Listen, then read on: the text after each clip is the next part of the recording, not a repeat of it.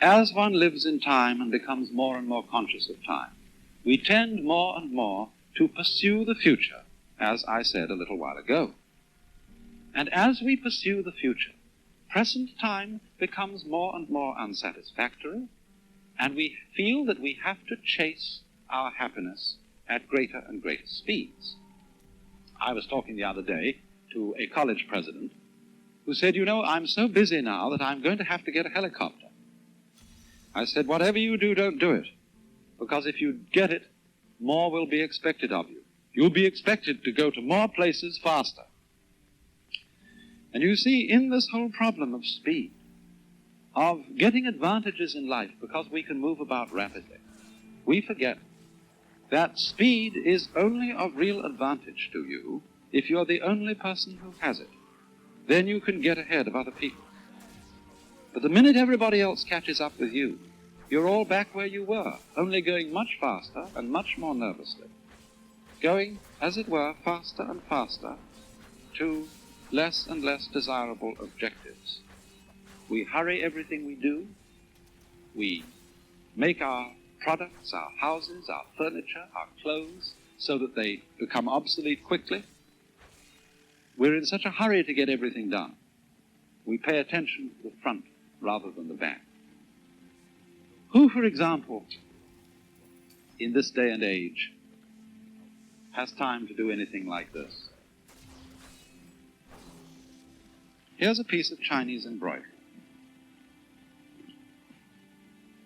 Those among you who've ever done any embroidery, some of the ladies, will no doubt recognize that this is a kind of stitch called needlepoint. It's done on a material made up of minute little squares of thread, like a grid or lattice of thread. And this work here is so minute that there are 1,024 stitches to the square inch. So well done, furthermore, that if you turn it over and look at the back is almost as neat as the front. You know, ordinarily when you embroider, you take shortcuts around the back and take threads, jumping spaces and tie knots and things of that kind. But here, no hurry. Or take such an ordinary object as a lady's pocketbook.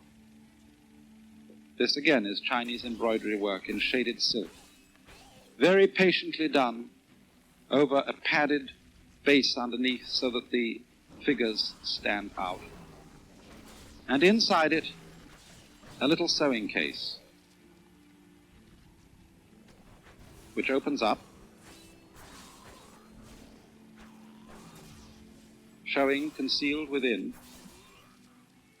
the place for the scissors, but the most delicate work. But in this day and age, we don't have time for it. Because we are always in a hurry to get things finished, and so the things that we finish weren't worth finishing because they were done so fast. After all, the enjoyment of our world is not really unlike listening to music. We don't play music in order to get somewhere. I mean, if the objective of music were to arrive at a point, say the last bar, the final great crashing chords of the symphony, well, then all we'd do, we'd be just hurry up its playing, play it as fast as possible so as to get to the culmination, the end, as soon as possible.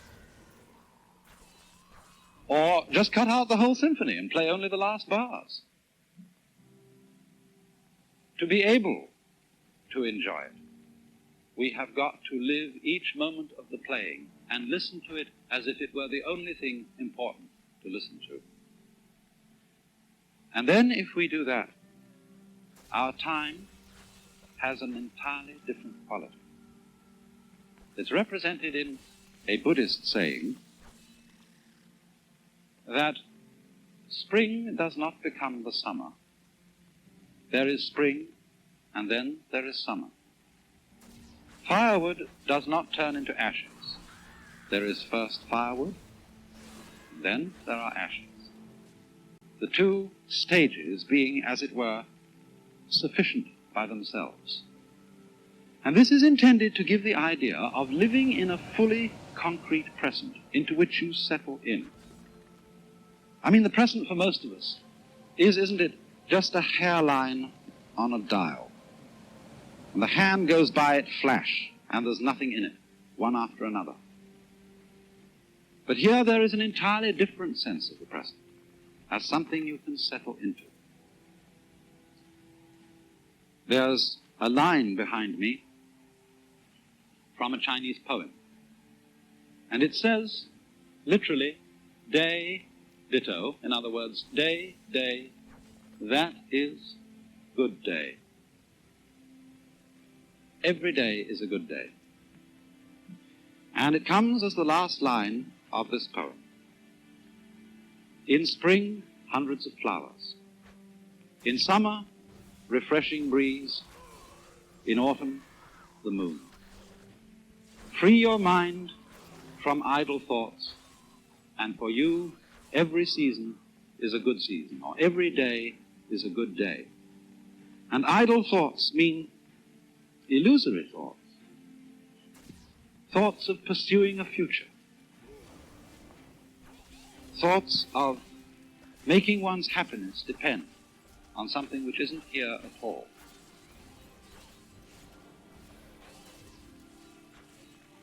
But when one can come to realize that the present is the only place in which you live, and that the past and the future are now no more than useful illusions, still useful, but useful only if one can live in the present, then, as I say, one can settle into full participation with the momentary reality of life as it goes along, just like music.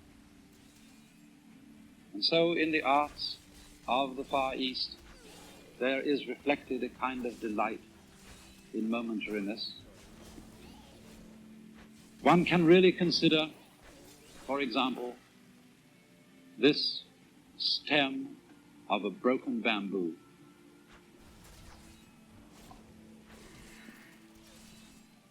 Or, not only in painting, but in poetry, a poem in the Japanese haiku style, poems which just crystallize a single moment. In the dark forest, a berry drops, the sound of the water.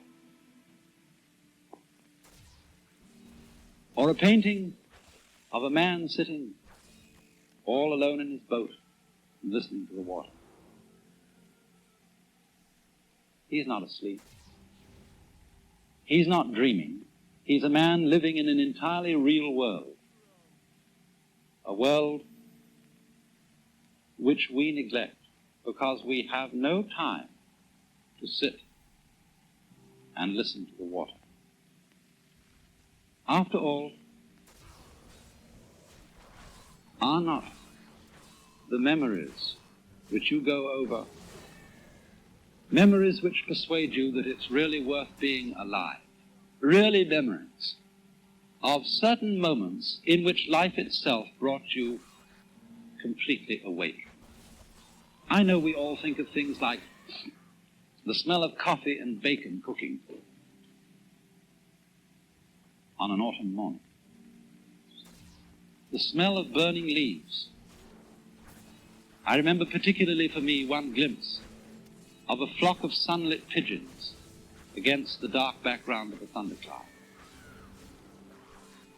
And it's incidents like that that are very largely celebrated in Far Eastern art and poetry.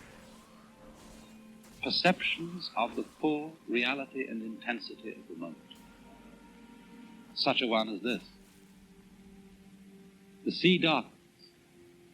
The voices of the wild ducks are faintly white. A brushwood gate, and for a lock, this snail. Or paintings where one sees just a few birds on a branch, so vividly alive that you somehow think the next time you look at the branch, the birds won't be there. This is all an art form possible for people who feel themselves to be living in this real momentary world. I remember once a very wise man who used to give lectures on philosophical matters of this kind. Before he started giving any lecture, would sit for a while looking at his audience very intently like this.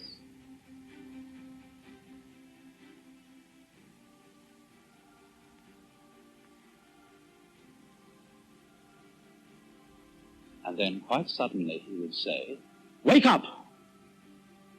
You're all fast asleep. And if you don't wake up, I won't give any lecture."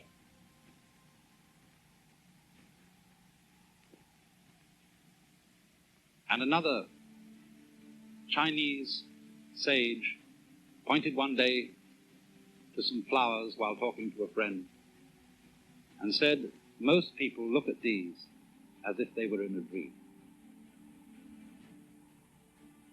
And Buddha, one of the wisest of the sons of Asia, his real name was Gautama, but he was called Buddha because Buddha means the awakened one, the man who woke up. Now, in what sense was he awake? He was awake in the sense that he was completely all here. After all, we say about a person who's nuts, he's not all here. He's not all there. But our whole culture, our whole civilization, insofar as it is involved with time and living only for a future, is nuts. It's not all here. We are not awake. We are not completely alive now. And consequently, we are so hungry and so greedy because everything seems tasteless. We are living for an abstraction which has not yet come to be, and we don't know what really is.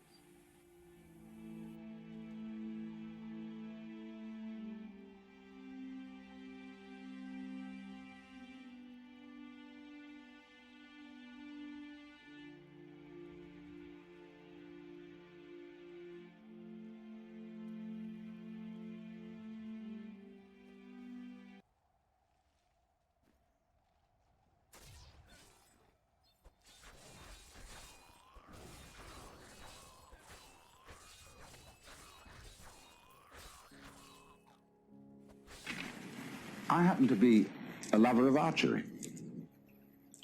But I don't like archery for killing things. I like it as a sport. But what I like most of all is to set an arrow free, like it were a bird. You know, when it gets far up in the sky, whee! You watch it.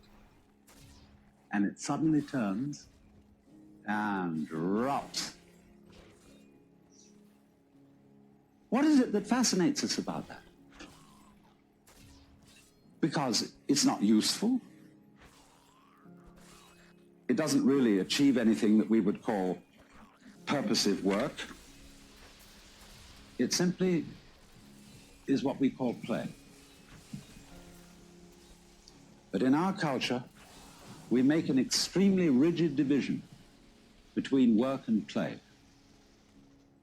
You're supposed to work in order to earn enough money to give you sufficient leisure time for something entirely different called having fun or play. Imagine, too, if you were a bus driver. Bus driver is ordinarily considered an absolutely harassed person. He's got to watch out for all the laws, all the competing traffic, the cops, the people coming on board, giving their fares, and he has to give them change. And if he has it in his head that this is work, it will be hell. But let's suppose he has a different thing in his head. Supposing he has the idea that moving this enormous conveyance through complicated traffic is a very, very subtle game. And he has the same feeling about it that you might have if you were playing the guitar or dancing. And so he goes through that traffic, avoiding this and avoiding that, and taking a fare like this, and he makes a music of the whole thing. Well, he's not going to be tired out at the end of the day. He's going to be full of energy when he gets through his job. The art of washing dishes is that you only have to wash one at a time. If you're doing it day after day, you have in your mind's eye an enormous stack of filthy dishes which you have washed up in years past, and an enormous stack of filthy dishes which you will wash up in years future. But if you bring in your mind to the state of reality, which is, as I've pointed out to you, only now, this is where we are. There is only now. You only have to wash one dish. It's the only dish you'll ever have to wash, this one. You ignore all the rest, because in reality, there is no past and there is no future. There is just now. So you wash this one. And instead of thinking, have I got it really clean, as my mother taught me with an angry voice, that I had to get every little scrap off it, you know, and she got angry at you. Instead, you turn the cleaning movement into a dance. Like this. And you dig that. And you swing that plate around, and you let the rinsing water go over it. And you put it off in the rack. Crazy. See? Take the next one. And you get this rhythm going. See? And you're not under compulsion all the time. You know, when I was a little boy and went to school in England, I had to learn the piano. They called it playing the piano. But actually, they said you must play. We had in England compulsory games.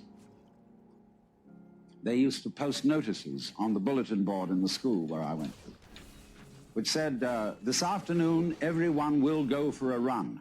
And if you didn't go for a run, and it was found out that you hadn't, you were flogged.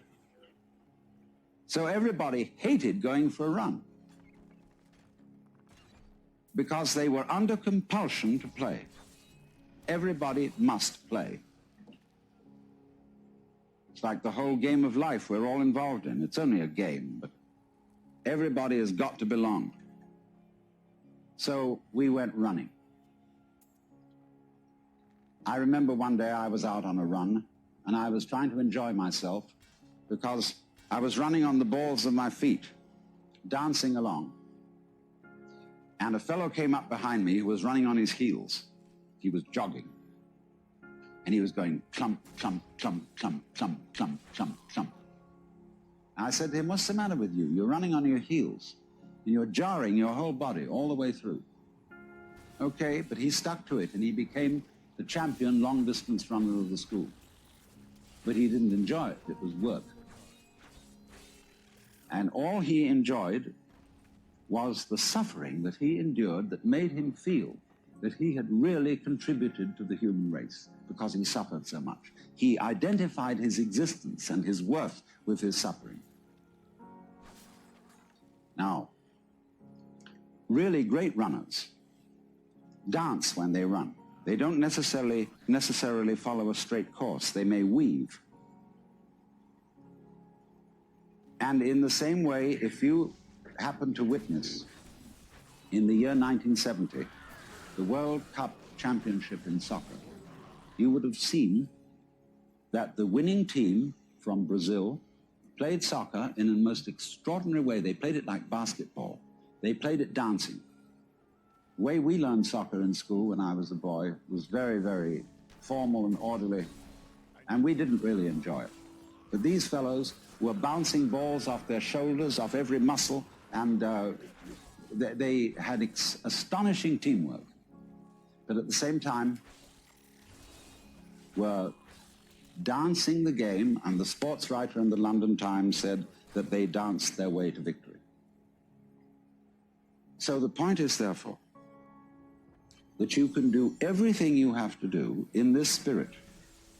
Don't make a distinction between work and play. Regard everything that you're doing as play, and don't imagine for 1 minute that you've got to be serious about it. Let's take, for example, the rest of the world, other than ourselves. Think for a moment, what are vegetables doing?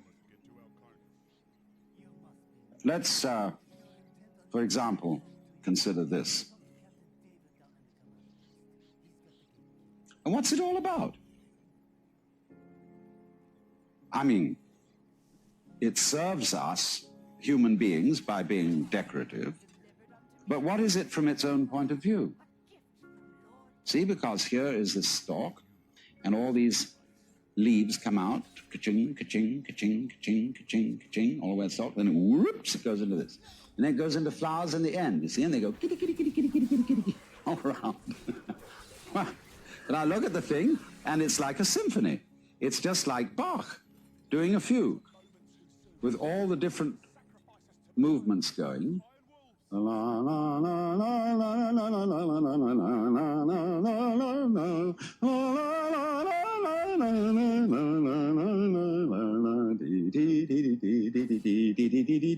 that's what it's about. What do you say? It's using up air, it's using up energy, it's really not doing anything except being ornamental. And yet here's the whole vegetable world. Not only cactus plants like this, but all trees, roses, tulips, and edible vegetables, cabbages, celery, lettuce, they're all doing this dance. And what is it all about? Why do they do it? Well, we say, one must live. It's necessary to survive. You know, you really must go on. It's your duty. It's your duty to your children. But you see, the thing I feel is if you bring up your children that way and tell them that they ought to be grateful to you because you're doing your duty towards them, they will learn to bring up their children in the same way, and everybody will be depressed. There really is no necessity to go on living. We think, you know, it's part of our Western philosophy, that we think we have a drive to survive, that we must go on living. Because some big daddy said to us, you gotta go on living, see? And you better make it or else. Well, I've already explained to you on this show that the fear of death is completely absurd. Because if you're dead, you've got nothing to worry about. So you'll be all right. So in the same way, you must not, I don't want to use that word, must not.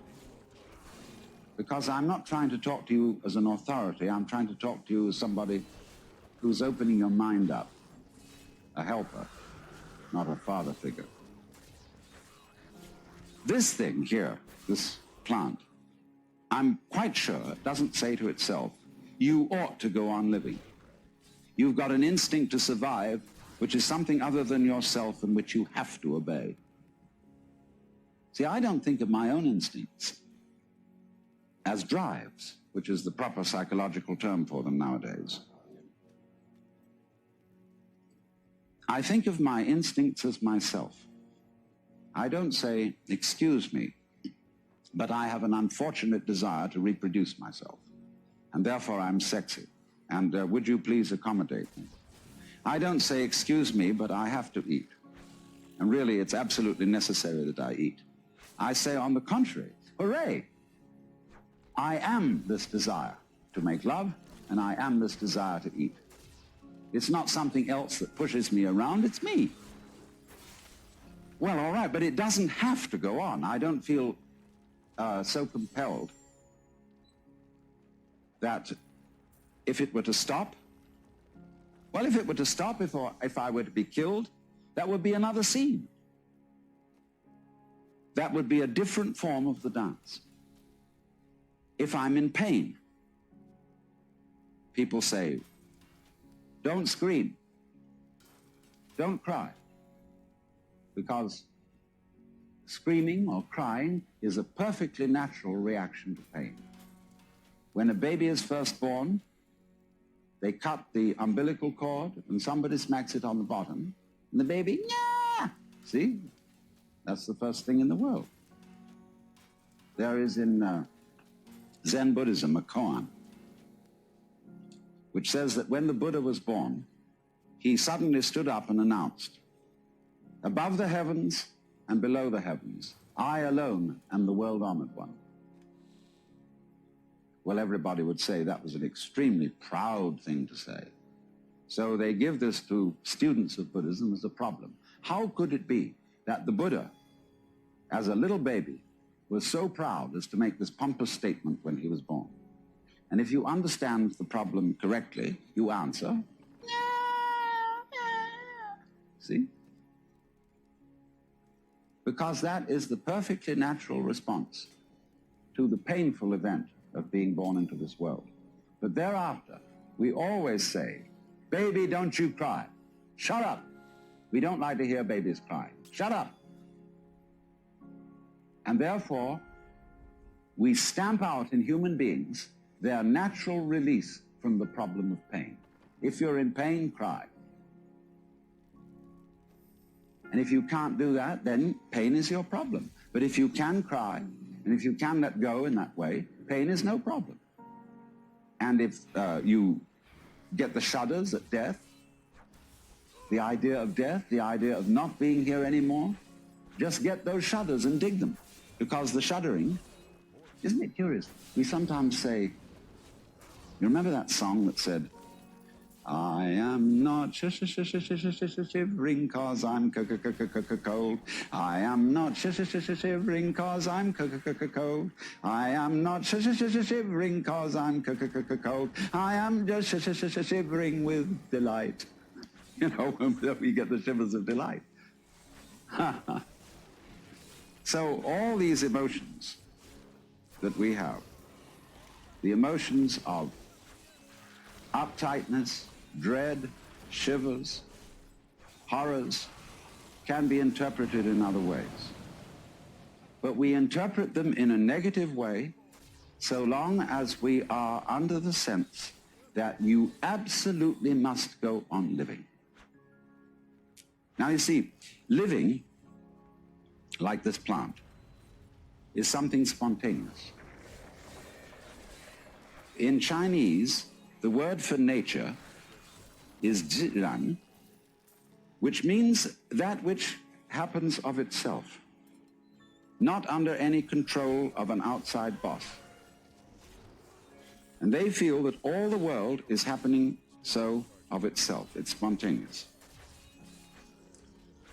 And so you stop this spontaneous flowering of nature cold if you tell it you must do it. It's like saying to someone, "You must love me." Well, it's ridiculous. If I were to ask my wife, "Darling, do you really love me?" and she says, "I'm trying my best to do so," that's not the answer I want. I want her to say, "I can't help loving you. I love you so much I could eat you." And that's what the plant feels in growing. It doesn't feel that it must grow. It's not under orders. It's not a military chain of command. It does this spontaneously. So that when you try to command the spontaneous process, you stop it. It's like saying to someone, "Now, be unself-conscious." You know, there's a belief in India that if you think of a monkey while you're taking medicine, the medicine won't work. So therefore, when you take your vitamins or next pills, try not to think of a monkey. See? That will completely tie up the spontaneous process, and it won't work. So all the things that we say to our children, like, "Well, you must have a bowel movement every day after breakfast. Try, darling, to go to sleep. Stop pouting. Take that look off your face. Oh, you're blushing." Make you feel guilty about blushing. See? All those things are attempts to say this one thing. "Darling, little child, you are required to do what will be acceptable only if you do it voluntarily." And everybody on this account is completely mixed up, because we are trying to force genuine behavior. We all admire artists when we say, they're unself-conscious. They seem so natural. They seem to dance or paint or talk or play the piano so effortless. Of course, a lot of work has gone into it. But if you are a great artist, your so-called periods of practice, when you sit for hours and study your technique on the piano, you will not do that effectively unless it is a pleasure for you. You have to come to the point where going over it again and again is a dance. One of my friends is a great Hindu musician who has the most extraordinary technique in playing an instrument called the sarod. It's like an extremely sophisticated Hindu guitar. His name is Ali Akbar Khan, and he's generally acknowledged to be the leading master of Northern Indian music. He told me once that the comprehension of music is in understanding one note. The meaning of that is he can sit for hours and hours working on this, but there really is only one note at a time. And he gets into that note and listens. He really listens. Gets into the sound. And it simply doesn't matter that it takes a long time, that he'd have to do this for many hours, because he's completely absorbed in listening to the sound he is now making.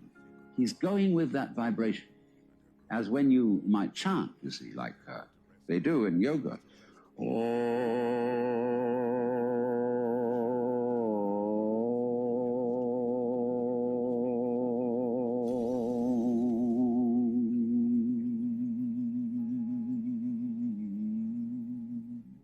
You can keep that up for hours. And what is it? See, this is the real secret of life. To be completely engaged with what you're doing in the here and now. And instead of calling it work, realize that this is play.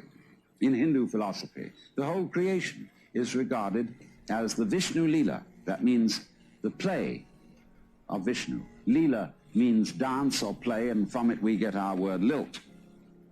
They also, in Hindu philosophy, call the world an illusion. And in Latin, the root of the word illusion is ludere, to play.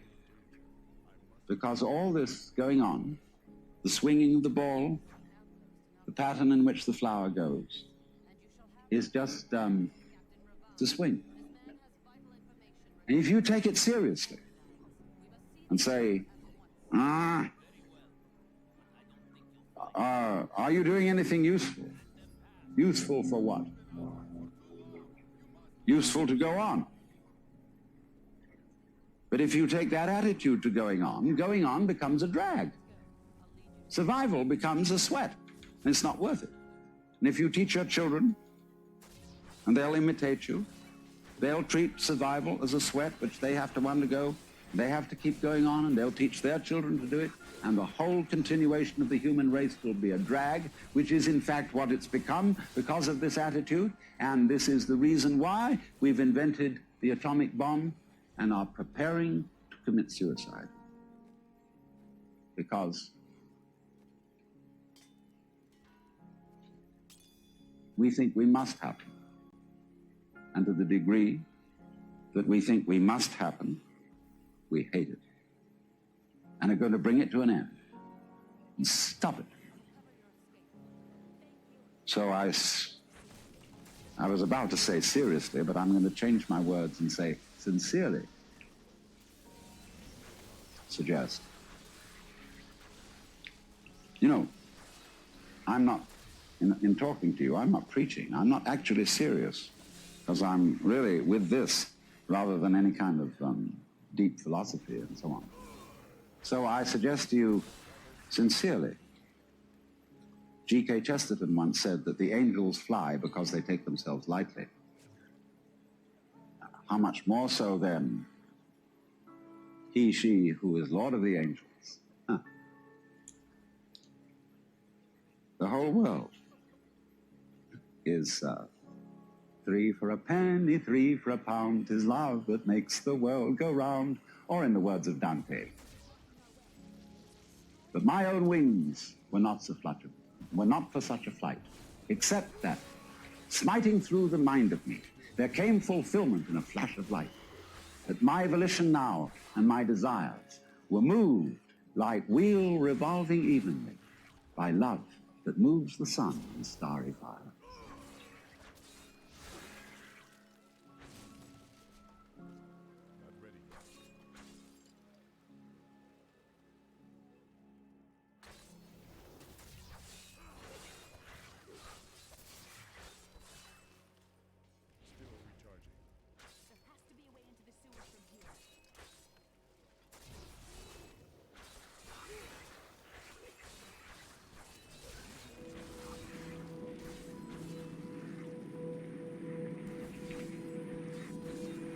Existence already includes non-existence. You could say being and non-being constitute existence. Just as we know physically, sound is constituted by sound silence in very rapid alternation. So being, non-being constitute existence. And existence is something of which you may say the game is worth the candle. If it weren't, it wouldn't be. It's like that. Some people try to say there is good and bad with small g and small b, and they together constitute good capital G. Or one might say that humanity is, and the good of humanity, is a curious combination of beneficence and rascality, of reason and passion. And if human beings didn't have those two sides, they would be less than human. Man is in a certain sense redeemed by his passions, redeemed by being something of a rascal. Because if he weren't, he would be like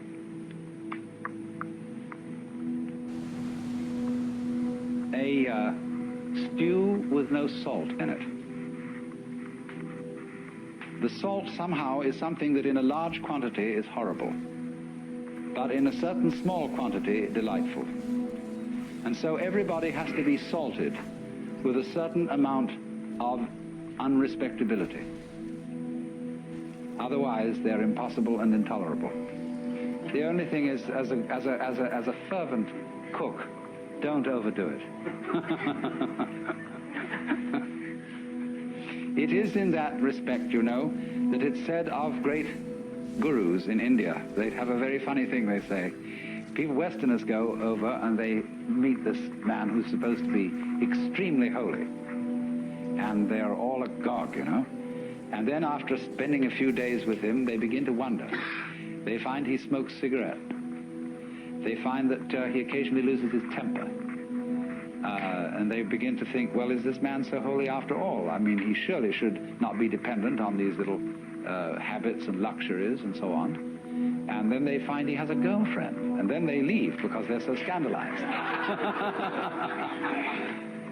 Well, then the Hindus say, now you shouldn't get so upset about this, because if this man didn't have a few little vices, he would cease to manifest. He would simply disappear.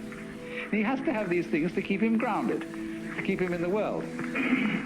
Or if suddenly, you know, he gets terribly angry with a certain student and seems to lose his temper, they say, oh, no.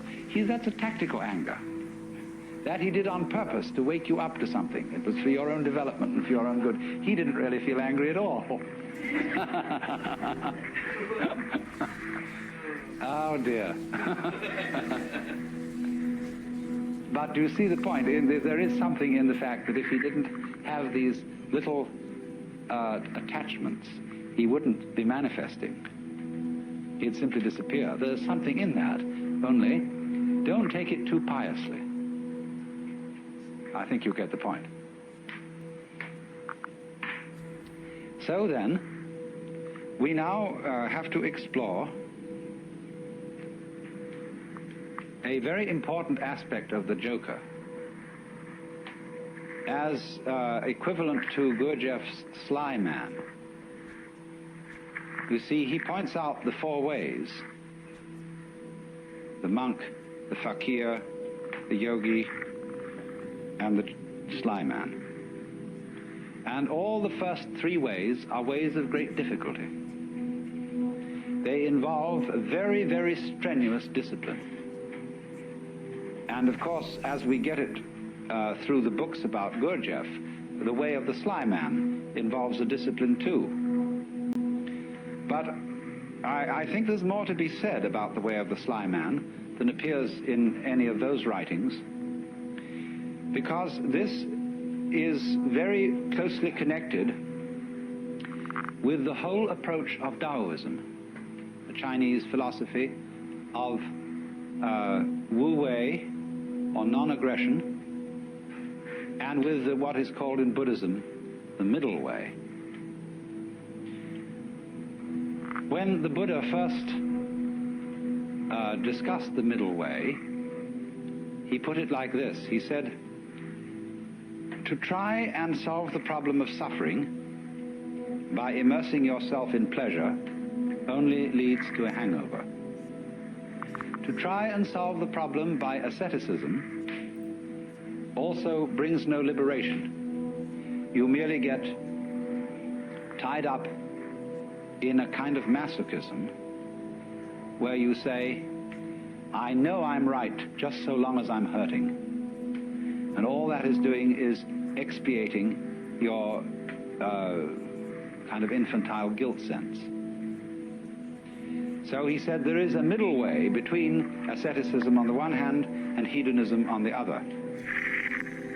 But actually, the middle way is more subtle than that, and it's beautifully discussed in Professor Baum, a book called The Philosophy of Buddha. That's B-A-H-M, Professor of Philosophy at the University of New Mexico. And he gives a very, very fascinating analysis of the middle way in the form of a dialogue, whereby it works simply like this. The student brings a problem to the teacher, and he says, I suffer, and it's a problem to me. And the teacher says, you suffer because you desire. If you didn't desire, you wouldn't suffer. So try not to desire. And the student goes away and says, I'm not very successful in this. I can't stop desiring. It's terribly difficult. And furthermore, I find that in trying to stop desiring, I'm desiring to stop desiring. Now, what am I to do about that? And the teacher replies, do not desire to stop desiring any more than you can.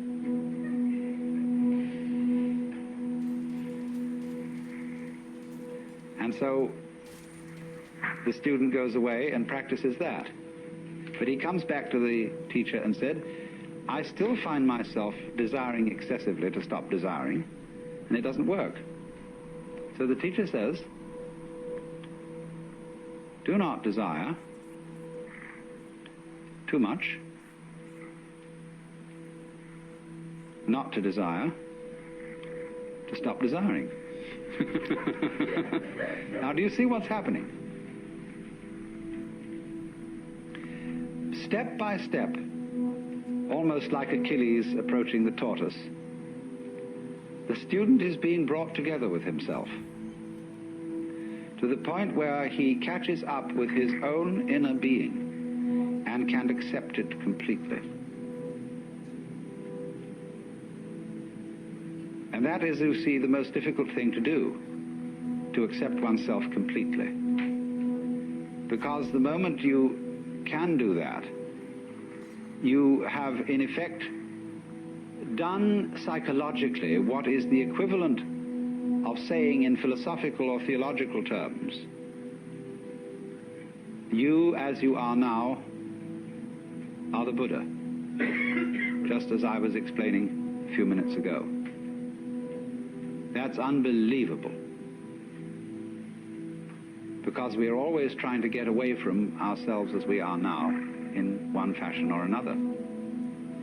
And it's only we will only stop doing that through a series of experiments in which we try resolutely to get away from ourselves as we are. So that is the middle way. But ordinarily, in these other ways, the way of the yogi, the fakir, and the monk, in which, through a series of experiments, you, as you are now, are the Buddha, just as I was explaining a few minutes ago. That's unbelievable, because we are always trying to get away from ourselves as we are now, in one fashion or another. And it's only we will only stop doing that through a series of experiments in which we try resolutely to get away from ourselves as we are. So that is the middle way. But ordinarily, in these other ways, the way of the yogi, the fakir, and the monk, the individual makes a big thing out of the work of liberation, and especially likes the kind of teacher who will put him through the most severe paces. It's interesting how there arise from time to time schools in the West where someone comes along offering, people say, look, it's all very well to go to discussion groups and talk about these things, but that's not the real thing. What you need is really to get down and do some work. And often these teachers are very rude and very stern, but people love it. And such a person will always attract a great following. Because people get the feeling, now we're at serious business here. This is really something, you see. And this, you see, though, can be an awful problem. Let's suppose that you have some difficult and distressing habit, like drinking too much. And you're assured that once you've become the victim of this habit, it's an extraordinarily difficult thing to get rid of it, and it requires intense willpower. And so that kills you right off. You're a dead duck from then on. It's as if, you see, you had said to the devil one morning, look, I'm going to get rid of you. I'm not going to have anything to do with you anymore. So the devil, who is an archangel and is terribly clever, is all set for you. And because he knows that you are getting out of his way, he surrounds you with greater temptations than you ever imagined. If you are going to outwit the devil, it's terribly important that you don't give him any advance notice.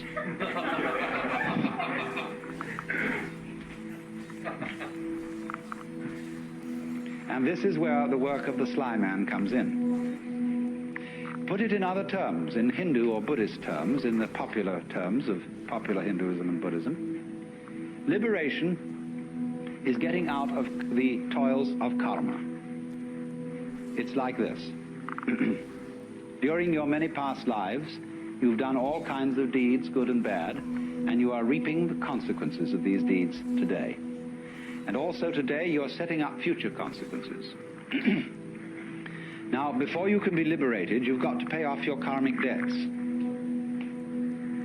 And so the moment you set your foot on the path of liberation, you are apt to find that all your karmic creditors will come to your door. And that's why it's often said that people who start out on a serious work of yoga suddenly get sick and lose their money, and their best friends drop dead, and all kinds of ghastly things happen. That's because, you see, they served notice that they were going to do this. And so all the creditors came around. If you're going to leave town and you owe lots of money, you know, you mustn't announce that you're leaving or give a farewell party to your friends because the grocer will find out. So the art of the sly man is to make no contest, but simply to leave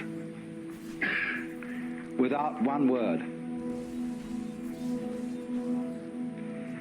In other words, that's the meaning of Wu Wei in the technical vocabulary of Taoism. Wu Wei, not to interfere, not to force things. That's the best translation of Wu Wei, not to force things. But so he just drops it like that.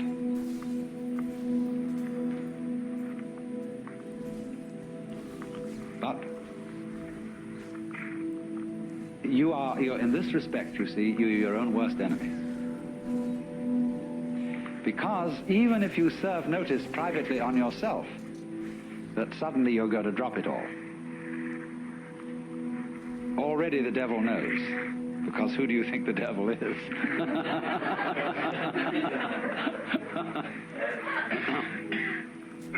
Now this lies behind the whole problem that is discussed in the book Zen in the Art of Archery. The necessity of letting go of the bowstring without first deciding to do so. Another way of putting it is that the decision to release the bowstring and the action of doing so must be simultaneous. Not to decide and then act, but to act, decide all at once. Now, why is this? If you are going to be an expert archer, you must shoot before you think, otherwise it'll be too late. You don't aim and then shoot. It's all one action. And this is true likewise of any sort of shooting, pistol shooting as well. That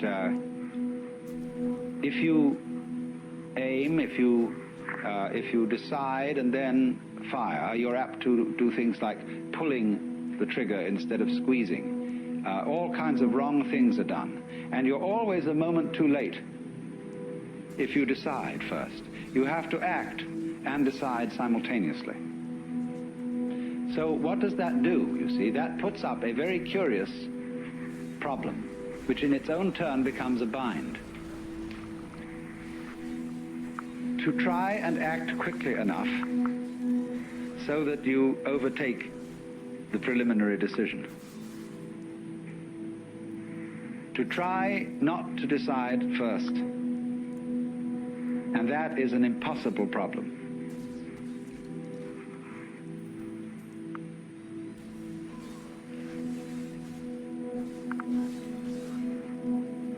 I wonder if you ever read von Kleist's story about the fighting bear.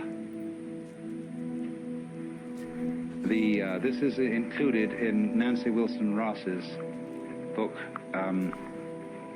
The World of Zen, as a kind of Western Zen. It's a story about a man who has a fight with a circus bear. And the bear reads his mind and always forestalls any attack that he makes on it. There's absolutely nothing he can do to get past the bear. And so, in the same way, you might imagine a guru who is a mind reader, and he always knows if you decide before you act. And if you do, you see, the devil will catch you. Instead, you see, of deciding that you won't be an alcoholic anymore, the only thing to do is not to drink, without any previous decision on this matter. But how can anyone do that, you see? That's the question. How can I decide not to decide? How can I announce that I won't make any announcement without making an announcement?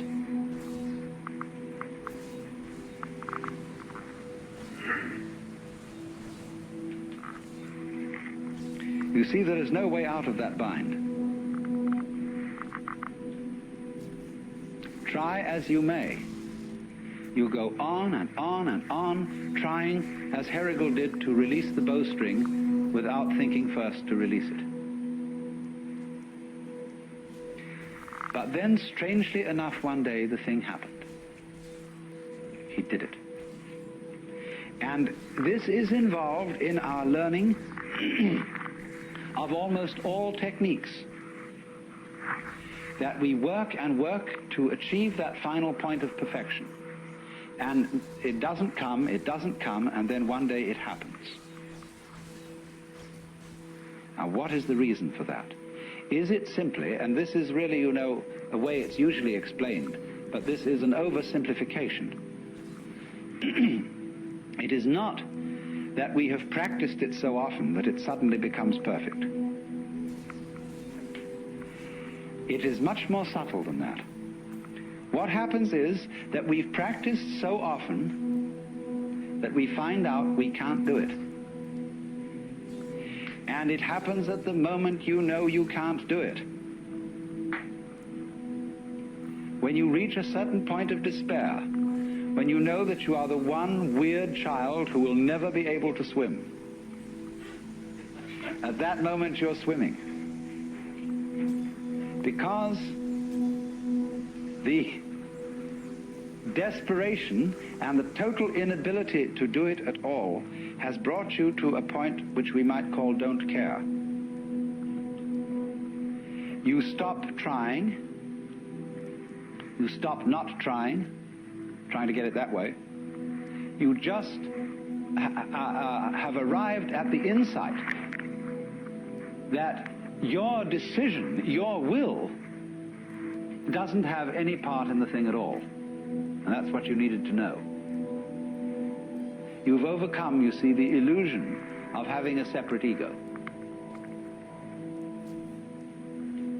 There is no way of telling anyone that that's an illusion and getting appropriate action, because we are thoroughly indoctrinated with the idea that it's real. And if I say, well, I'm going to get rid of my ego, that's what the Taoists call beating a drum in search of a fugitive. He hears you coming.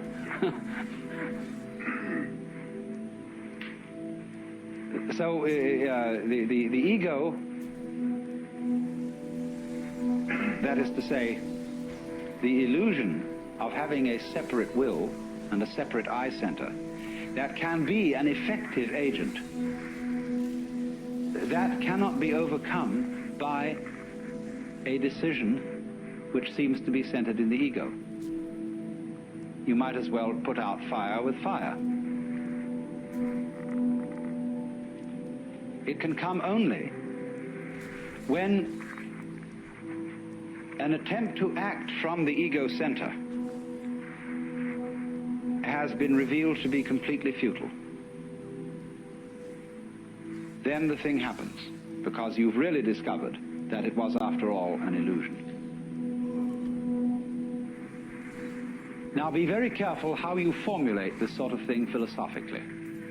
This could, of course, correspond to the kind of person who feels unafraid and who feels very free because he's a complete fatalist. A lot of people are, and are very happy in their fatalism.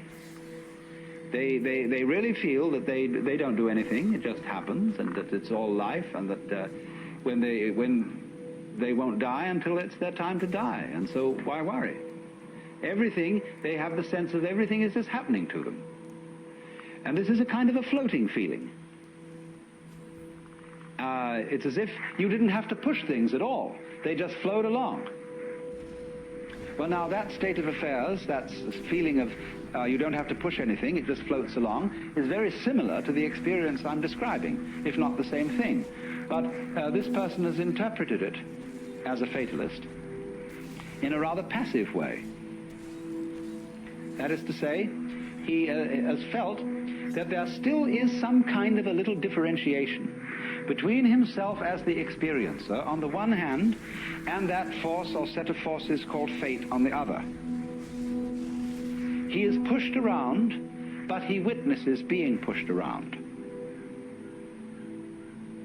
Now, in this state, this person still has a little fragment of impurity left. There's still one fly left in the ointment, and that is the sensation of being pushed around. There is still a fundamental division between the knower and the known. And in this case, the case of the fatalist, the knower seems to be the passive thing, and everything known, the objective world or the goings-on of his own physiology, they appear to be the active end. And the knower just has the experience of himself being moved by the tides of life.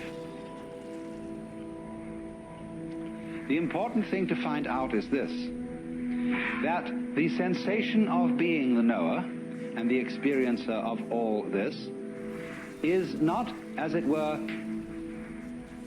aside from everything else that's going on, but part of it. Just as you, although you experience your own existence subjectively, you are nevertheless part of the external world. You are in my external world, just as I am in your external world.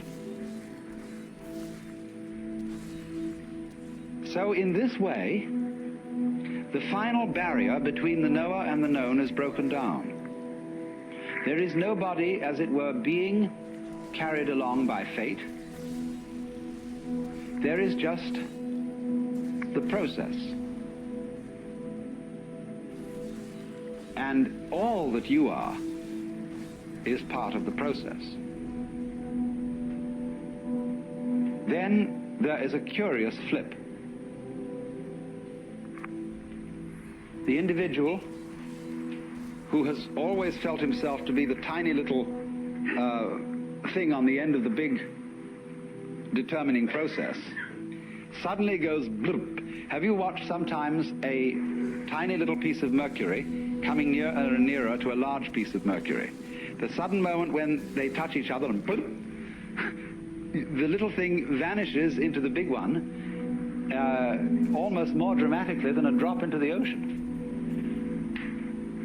In this case that I'm talking about, it isn't that the individual organism vanishes. The individual human being doesn't vanish. But he experiences no longer a passive relationship to the world.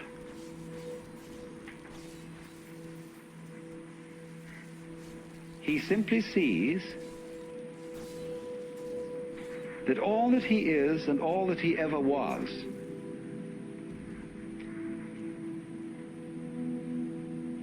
something that the entire process was doing.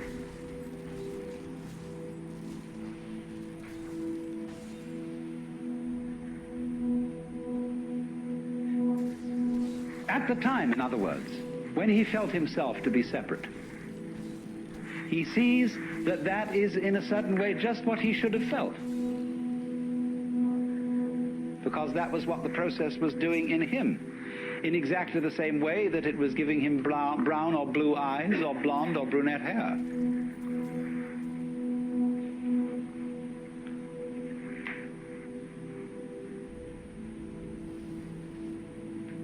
And that's going through the door and turning round and seeing there wasn't a door. Of finding that you aren't fated, that you're not trapped, because there's nobody in the trap, and it takes something trapped to make a trap.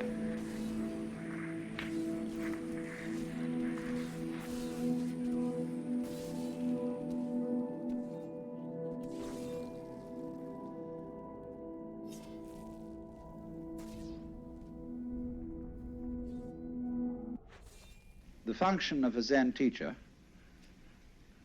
is to put his students in all kinds of situations where in the normal course of social relations they would get stuck. By asking nonsensical questions, by making absurd remarks, by all ways of unhinging things. And above all, keeping them stirred up with impossible demands. To hear the sound of one hand, to, without moving, stop a ship sailing out on the water, or to stop the sound of a train whistle in the distance. Magic. To touch the ceiling without getting up from one's chair.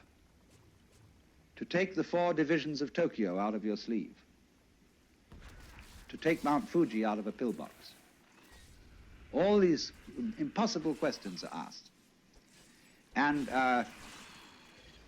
in the ordinary way of interpreting these questions, we think, well, now, gee, how could we do that? See, that's a very difficult question that's been asked. And you have to think, what would I do to do that? Because we are caught up in a certain way of discourse, which the language game that we play, and the social games, the production games, and the survival games that we play are good games. But we take them so seriously that we think that that is the only important thing. And this is to unstick us from that notion and realize that it would be just as good a game to drop dead now as to go on living.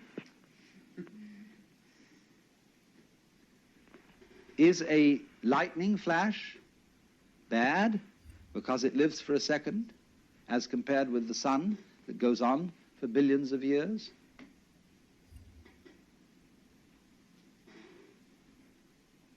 You can't make that sort of comparison, because a world of lightning goes also with a world where there's a sun, and vice versa. So long-lived creatures and short-lived creatures go together. That's the meaning of that saying. Flowering branches grow naturally, some short, some long. So this then is a scene in a Zen community where spontaneous behavior is encouraged within certain limits. And as the student becomes more and more used to it, those limits are expanded until eventually he can be trusted to go out on the street and behave like a true Zen character and get by perfectly well.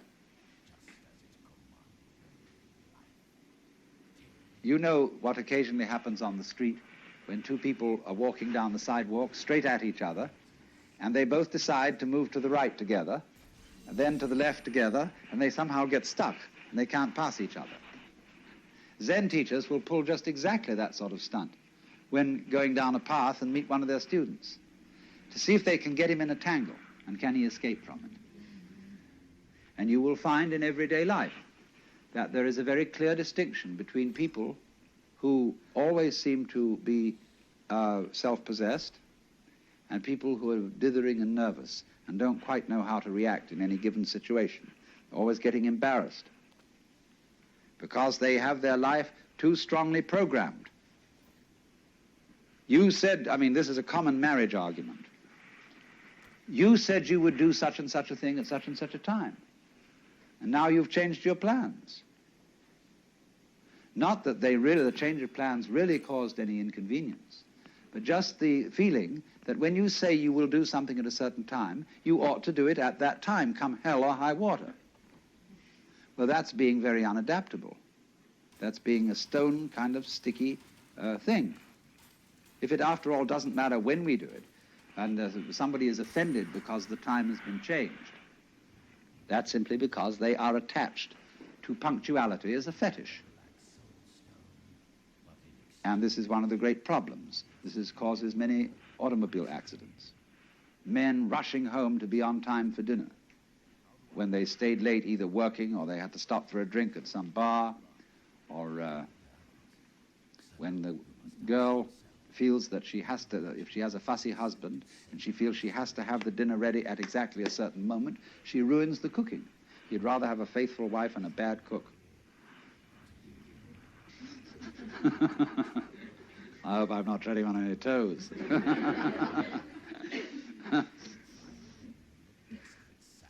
So, you see, we spend an awful lot of energy trying to make our lives fit images of what life is or should be, which they could never possibly fit. So Zen practice is in getting rid of these images. But it's so explosive socially to do that. And it so worries people. They get vertigo, they get dizzy, they don't know which end is up.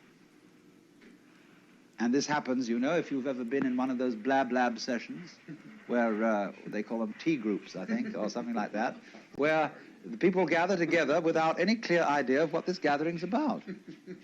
They know it's somehow self-exploration, but just how do you begin on that? And so somebody starts to push his idea, and then somebody else says, well, why are you trying to push your idea on us? And then they all get into an argument about the argument.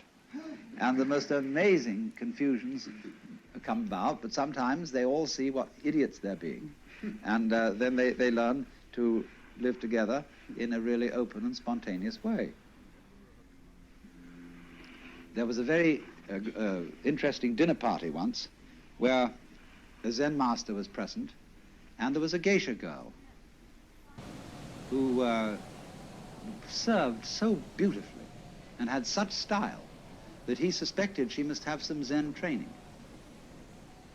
And after a while, when she paused to fill his sake cup, he bowed to her and said, I'd like to give you a present. And she said, I would be most honored. And he took the iron chopsticks that are used for the hibachi, the charcoal brazier, moving the charcoal around. He picked up a piece of red-hot charcoal and gave it to her. Well, she had very long sleeves on her kimono. She whirled the sleeves around her hands and took the hot charcoal, withdrew to the kitchen, dumped it, and changed her kimono because it was burnt through. Then she came back into the room, and after a suitable interval, she stopped before the Zen master and bowed to him and said, I would like to give you, sir, a present. And he said, I would be very much honored. Of course, he was wearing a kimono, something like this. And so she picked up a piece of coal and offered it to him. He immediately produced a cigarette and said, thank you, that's just what I needed.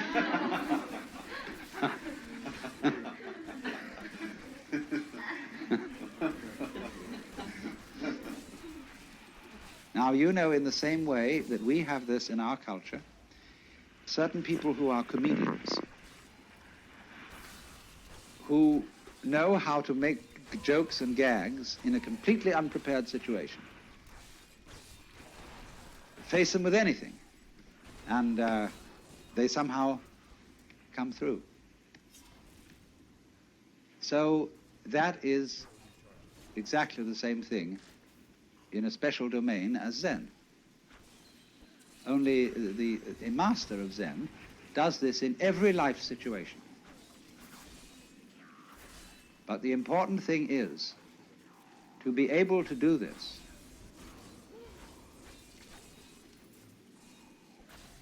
This is the secret. You must remember, you can't make a mistake. Now, that's a very difficult thing to do, because from childhood up, we have had to conform to a certain social game. And if you're going to conform to this game, you can make mistakes or not make mistakes. And so this thing has gone into us all the time. You must do the right thing. There's certain conduct appropriate here, there's certain conduct appropriate there. And that sticks in us and gives us a double self all our lives long, because we never grow up. Do you realize that the whole of life plays a game, which is a childhood game?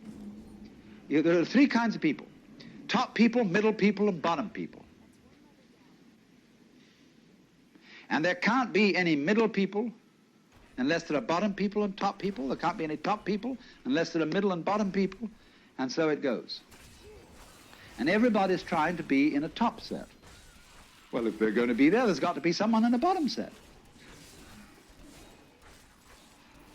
and the people who do the right thing and the people who do the wrong thing. Here in Sausalito, we have this very, very plainly. There are the right people, the nice people who live up on the hill. Then there are the nasty people who live down here on the waterfront, and they grow beards, and they wear blue jeans, and they smoke marijuana, and whereas the other people on the top of the hill drive Cadillacs and have wall-to-wall carpeting and nicely mowed lawns, and their particular kind of poison is alcohol. Now, the people who live on the top of the hill know that they're nice people. But they wouldn't know they were nice people unless they had some nasty people to compare themselves with. Every in-group requires an out-group, whereas the nasty people think they are the real far-out people, whereas those people, those hillbillies, are squares. And they wouldn't be able to feel far out unless there were squares. See? These things simply go together.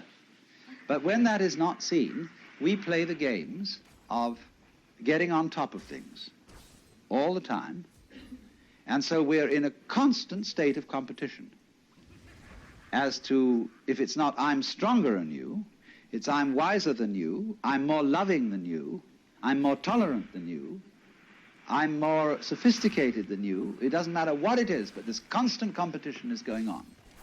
In terms of that competition, we can, of course, lose place and in that sense make mistakes.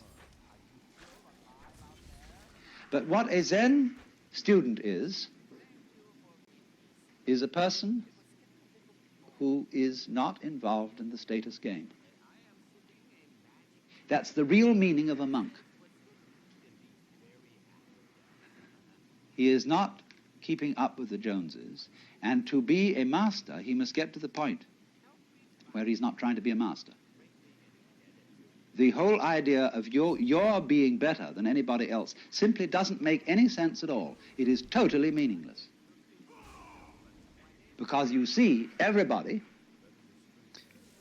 manifesting the marvel of the universe in the same way as the stars do, and the water and the winds and the animals.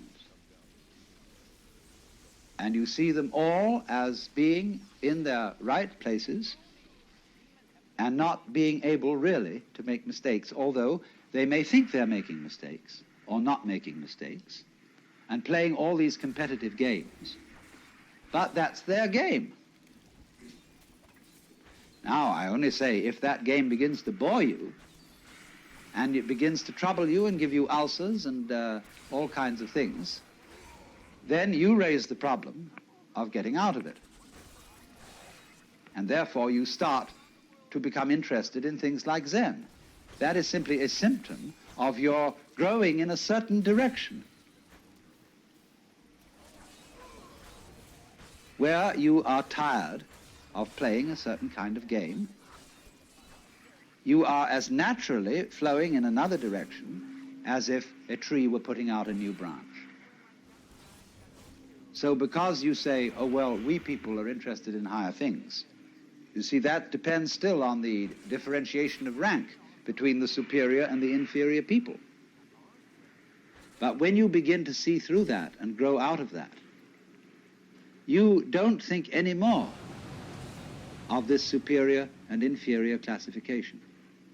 You don't think we are spiritual people who attend to higher things as distinct from these morons who are only interested in beer and television. This is simply our particular form of life. Like there are crabs, and there are spiders, and there are sharks, and there are sparrows, and so on. The trouble with the human being is, like the trouble with certain animals, like the dinosaur, who evolved to the point where he was so big that he had to have two brains, a higher self in the head and a lower self in the rump. And the difficulty was to get these two brains coordinated. But we have exactly the same trouble. And we are suffering from a kind of jitters that comes from being two-brained. Now, you see, I'm not saying that that jitters is bad. It's a potential step in evolution and an opportunity. of growth. But remember, in the process of growth, the oak is not better than the acorn. Because what does it do? It produces acorns. Or you could say, just like I sometimes love to say, that a chicken is one egg's way of becoming others. So an oak is an acorn's way of becoming other acorns. Where is the point of superiority?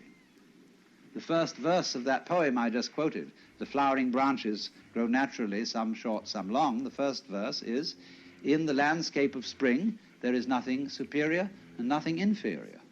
The flowering branches are naturally, some short, some long. So that's the point of view of being an outcast, in the sense of being outside the taking seriously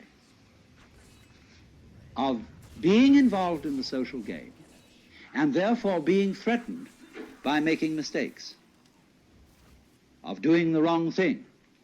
That is to say, of carrying into adult life one's childhood conditioning, where somebody is constantly yammering at you to play the game.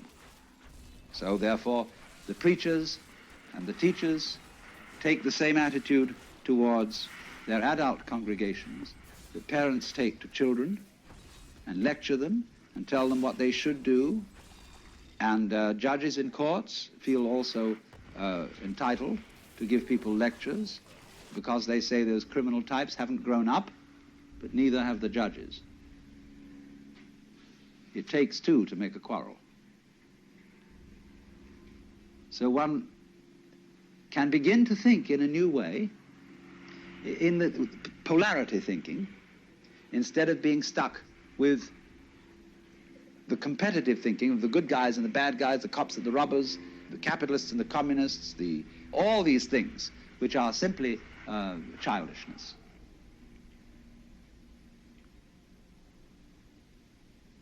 Now, of course, you recognize that if the moment I say that, it's like talking in English in order to show that the English language has limitations.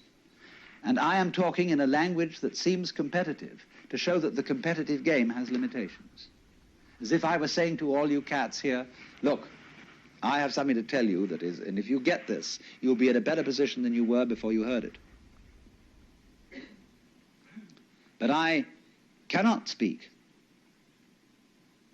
to this group or this society or this language-speaking culture without using the language, the gestures, the customs, etc. that you have.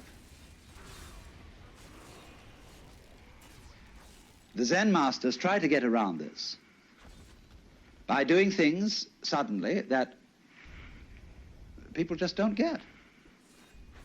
Well, what is this?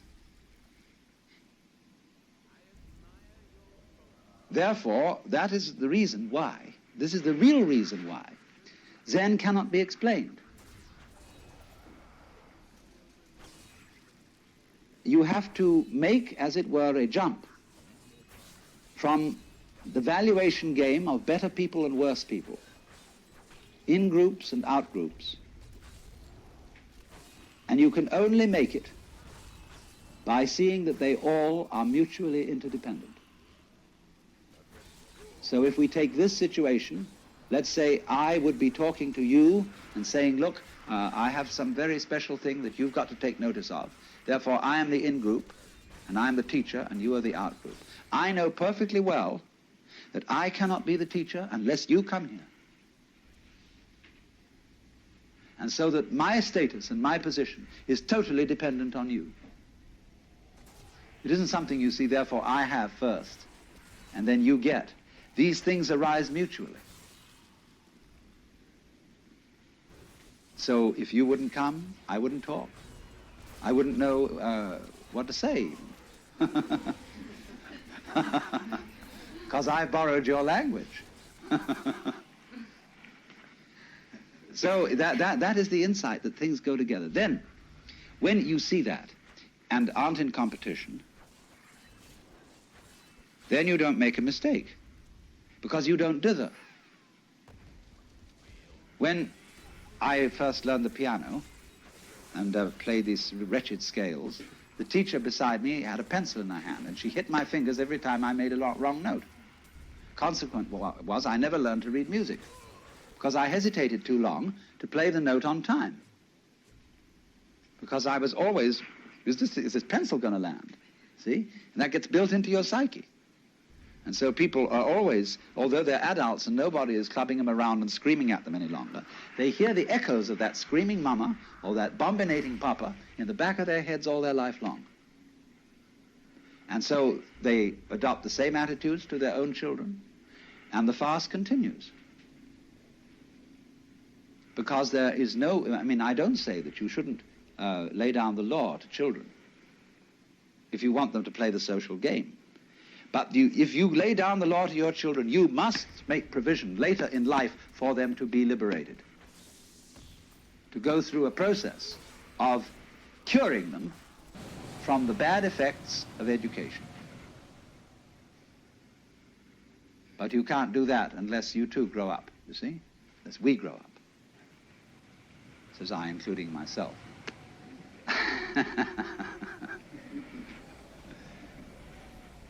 So that is the thing. Now, therefore, in the Zen scene, you would think that the master, as we know him and as we read about him, is an extremely authoritarian figure. That's the way he deliberately comes on at the beginning. He puts up a terrific show of being an awful dragon. And this screens out all sorts of people who don't have somehow the nerve to get into the work. But once you are in, a very strange change takes place. The master becomes the brother. He becomes the affectionate helper of all those students, and they love him as they would a brother, rather than respect him as they would a father.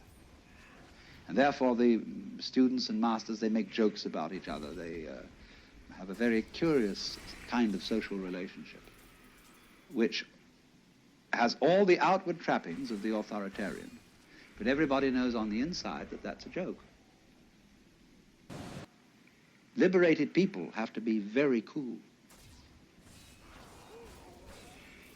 Otherwise, in a society which doesn't believe in equality and cannot possibly practice it, they would be considered extremely subversive.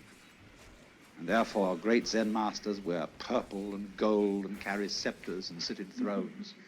And all this is carried on to cool it. And the outside world knows that they're all right. They have discipline, they have order, they're perfectly fine.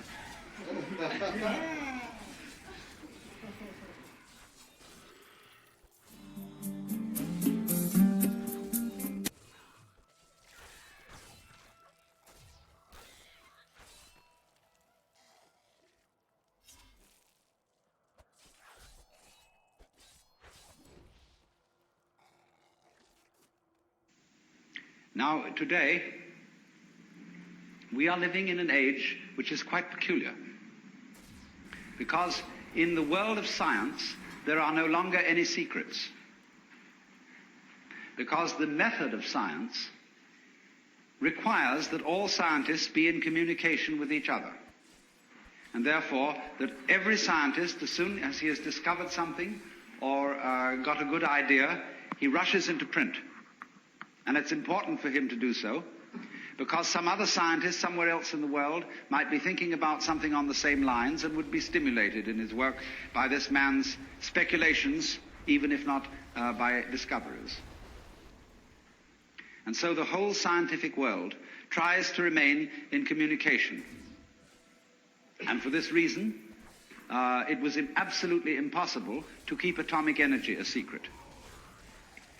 In former ages, that might have been managed, because there were many secrets once upon a time.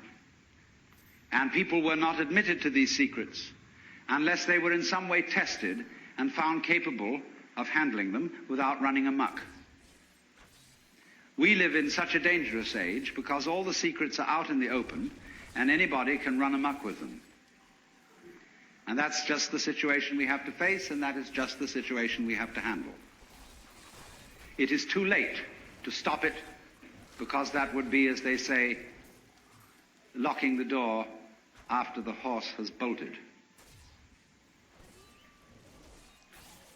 The vice president of an extremely important corporation in the United States, very progressive and very vital, a few months ago said, there are two major forces operating in the world today, for good or for evil. One is Red China, the other is LSD.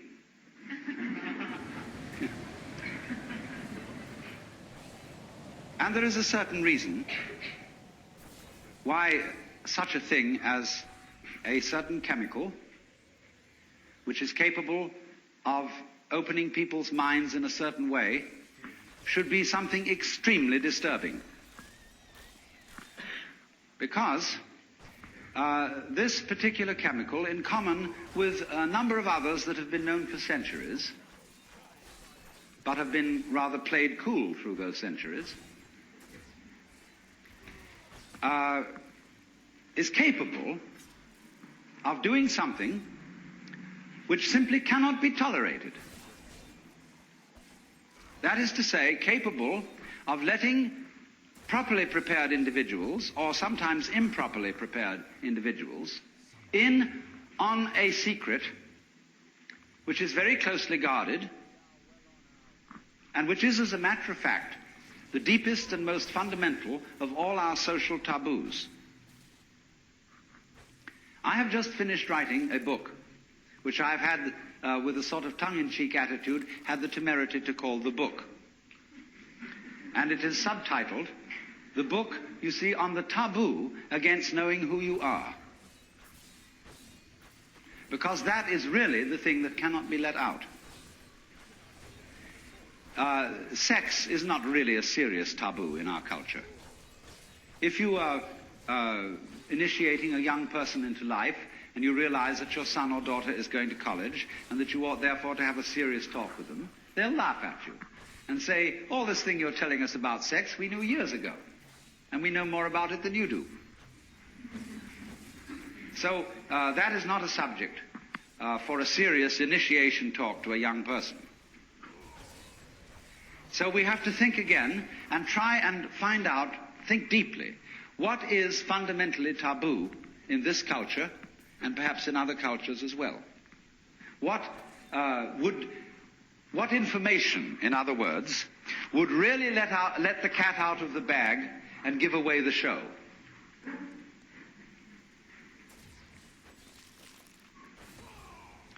Now, quest around a bit. Ask yourself this: for what reason would a person be considered hopelessly insane? What sort of claims must a person simply not make? Well, there is one, and that is if anybody claims that he is God. That simply isn't done. Certainly not in our culture, although it's very frequent in India. But in our culture, that is simply not allowed, because we, most of us, from a Christian background, and if not that, from a Jewish background, and there's a great deal in common. Because both Christians and Jews are deeply concerned about somebody called Jesus Christ. Both Christians and Jews are, in a way, followers of Jesus Christ in different ways. He is a problem to both. Because he was the man who came out and discovered he was God. And that simply is impermissible. The Jews handled it in one way. The Christians handled it quite as effectively in another way. The Christians handled Jesus perfectly, even more tactfully than the Jews, by putting him on a pedestal and saying, this was the only man who ever was God, and nobody else was really so before, and certainly nobody can be so afterwards. Stop right there. Put him on the altar, bow down to him, worship him, so that everything he had to say will be null and void.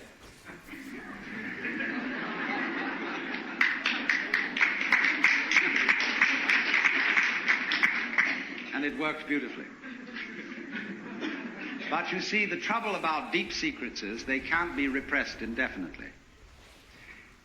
Now, here's the problem, you see, that there are certain processes, some of which are what you might call spiritual exercises. Others are simply chemicals. Others are just horse sense, whereby one comes to see very clearly indeed that black goes with white and self goes with other. And as this becomes clear to you, it's rather shaking.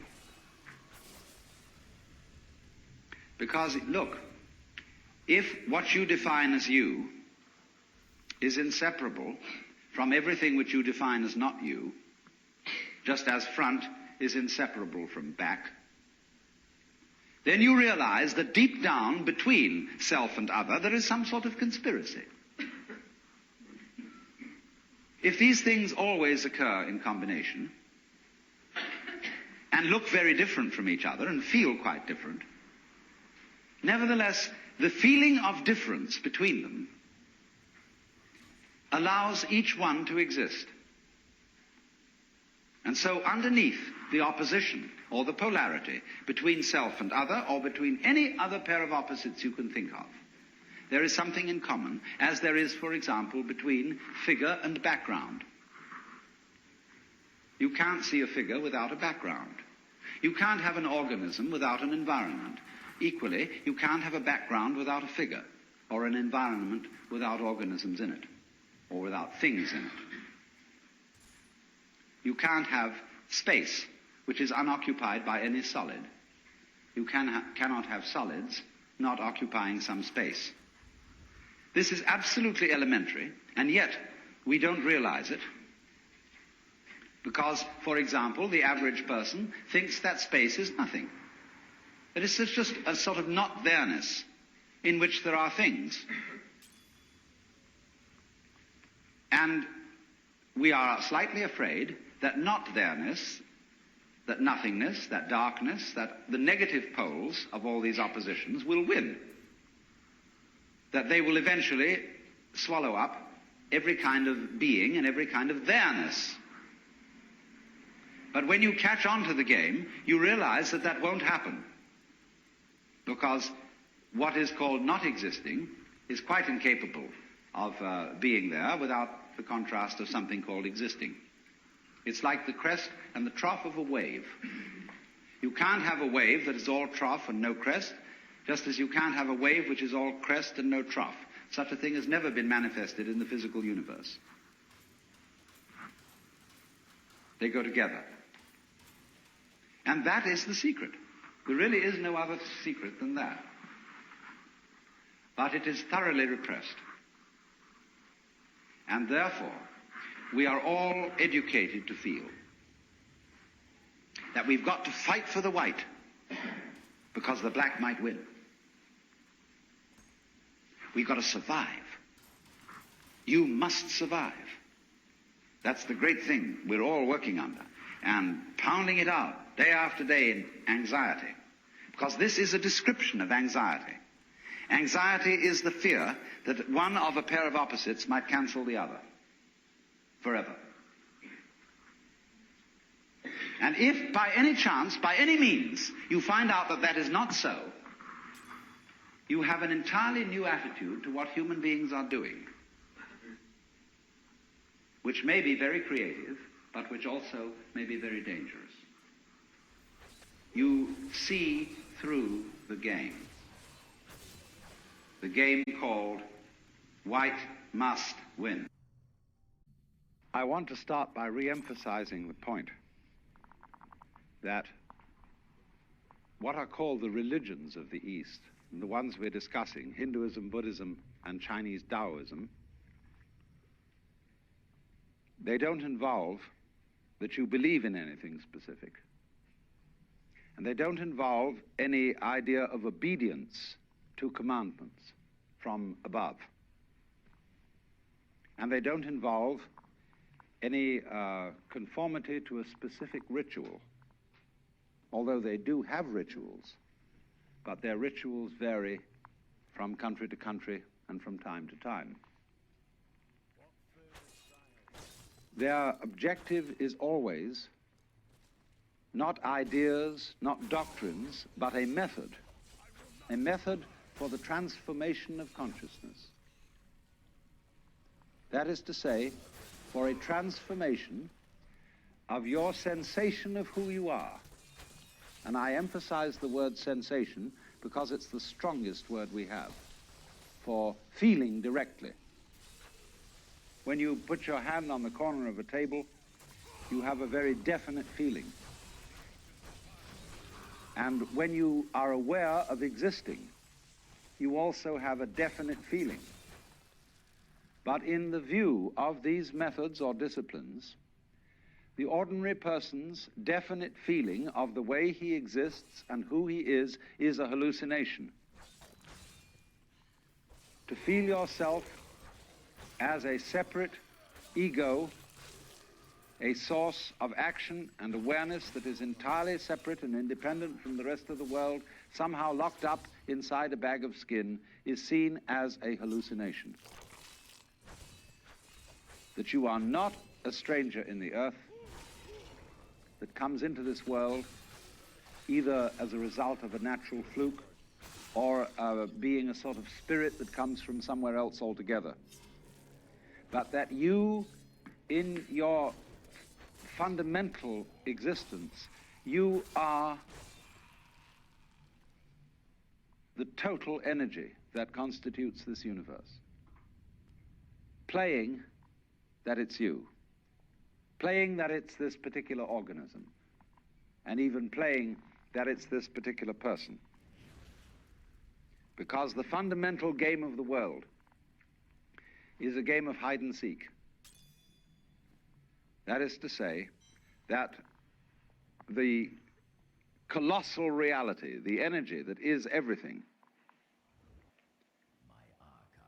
that is a unitary energy, that is one, plays at being many, at manifesting itself in all these particulars that we call you and you and you and you and you and you and you and you and this and that and all around us. And it's fundamentally a game. And you can say that this goes really for all the systems that I'm talking about. It's the basis of Hinduism, of Buddhism, and of Taoism, this intuition. Now, today we're going to talk about Buddhism. Buddhism is an offshoot of Hinduism. You could, in a way, call it a reform of Hinduism, or Hinduism stripped for export. It originates in northern India, close to the area that is now Nepal, shortly after 600 BC. There was a young prince by the name of Gautama Siddhartha who became the man we call the Buddha. Now, the word Buddha is not a proper name, it's a title. And it's based on the Sanskrit root Buddh, B-U-D-H, which means to be awake. And so you could say the Buddha is the man who woke up from the dream of life as we ordinarily take it to be and found out who he was, who he is.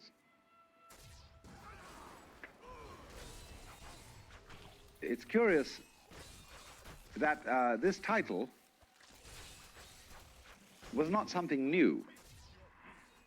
There was already in the whole complex of Hinduism the idea of Buddhas, of awakened people, and curiously they are ranked higher than gods.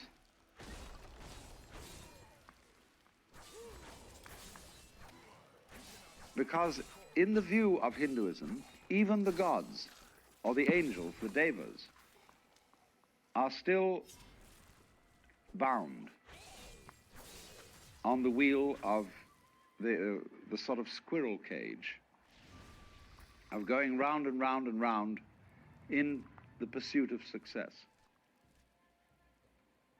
And the idea is that if you pursue something that you can call success, pleasure, good, virtue, which originally, of course, means strength, magical power, all these positive things, you are under illusion because the positive cannot exist without the negative. To be, you only know what to be is by contrast with not to be. So if we say, now, there is a coin in the left hand, there is no coin in the right. And from this you get the idea of to be and not to be. And you can't have the one without the other. So if you try to pursue, to gain the positive, and to deny, get rid of the negative, it's as if you were trying to arrange everything in this room so that it was all up and nothing was down. You can't do it. You set yourself an absolutely insoluble problem. Because the basis of life is spectrum. Now consider the spectrum of colors. When you think of a spectrum, in what form do you think of it? Most people think of it as a ribbon, with red at one end and purple at the other. But the spectrum is actually a circle, because purple is the mixture of red and blue. It goes right round. And so in this way, all sensation, all feeling, all experience whatsoever is moving through spectra. You don't only have the spectrum of color, you have a spectrum of sound, you have various complex spectra of texture, of smell, of taste, and you're constantly operating through all the possible variations of experience. And it implies that you can't know one end of the spectrum without also knowing the other. So if you wanted, if say your favorite color is red, and you wanted only red, and you had to exclude, therefore, blue and purple. Without blue and purple, you can't have red. Behind, of course, all the various colors in the spectrum is the white light. And behind everything that we experience, all our various sensations of sound, of color, of shape, of touch, there's the white light.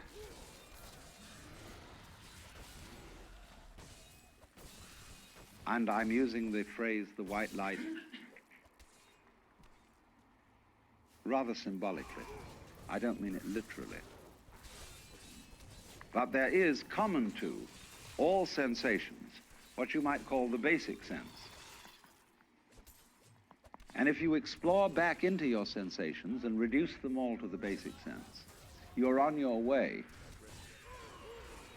to reality, to what underlies everything, to what is the ground of being, the basic energy.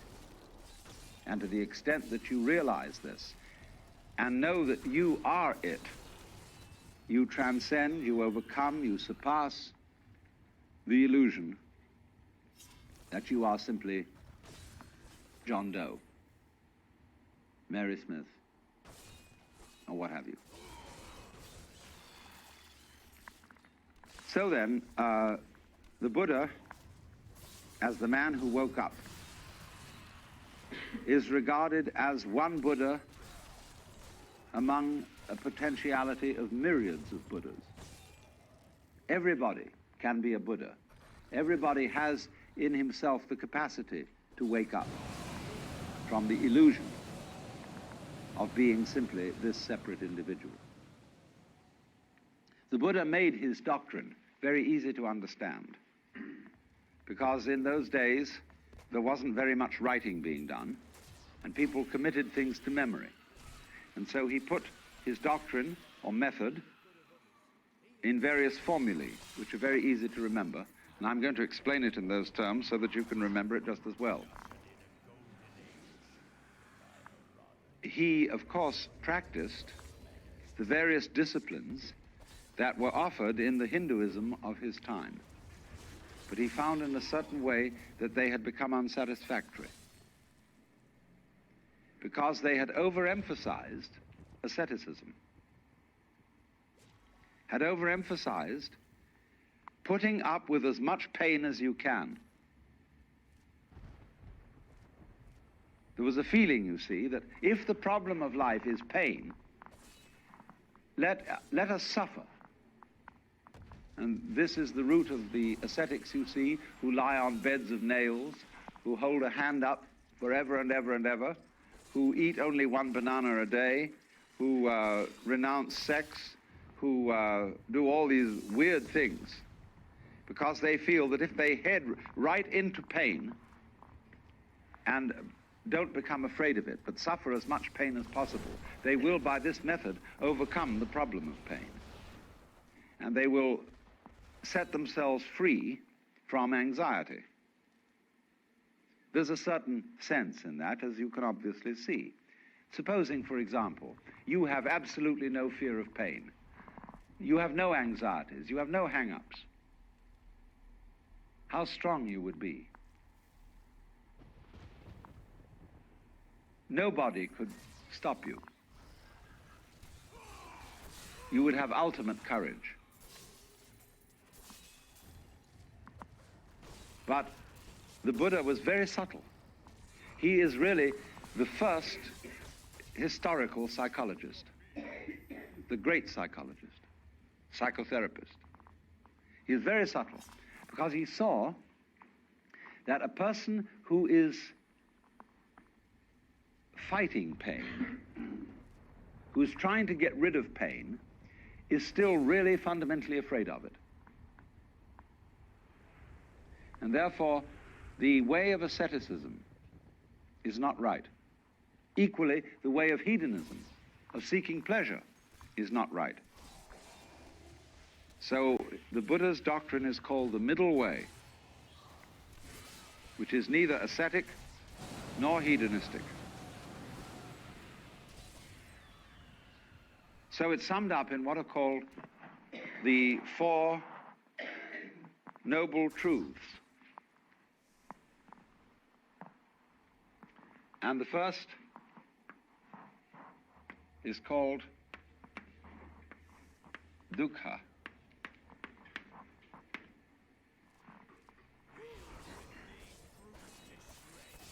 Dukkha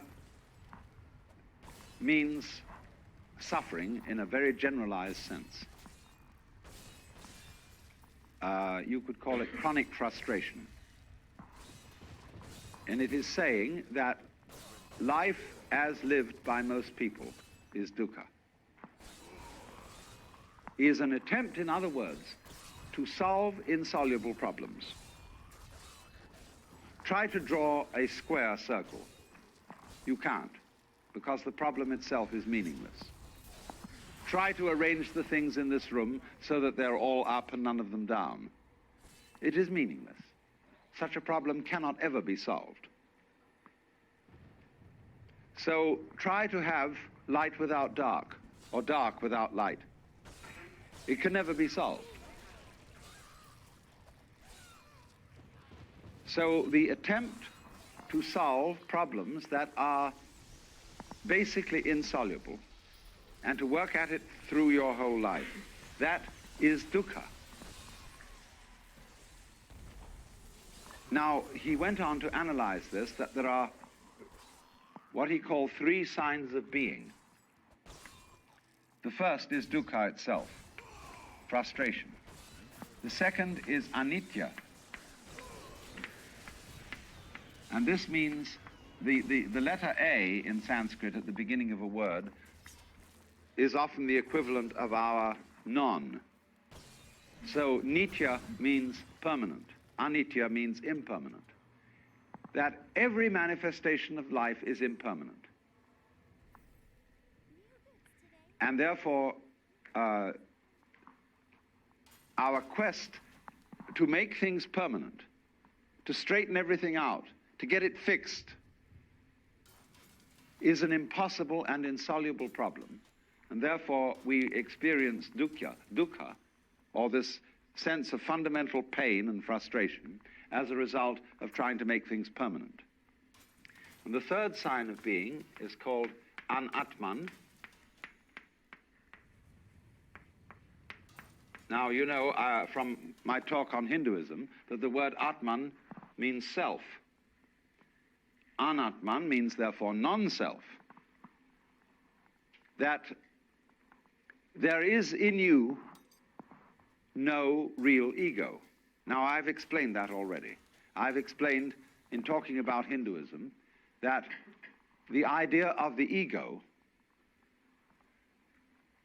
is a social institution. It has no physical reality. It is simply, the ego is your symbol of yourself. Just as the word water is a noise which symbolizes a certain liquid reality, so the idea of the ego, the role you play, who you are, is not the same as your living organism. Your ego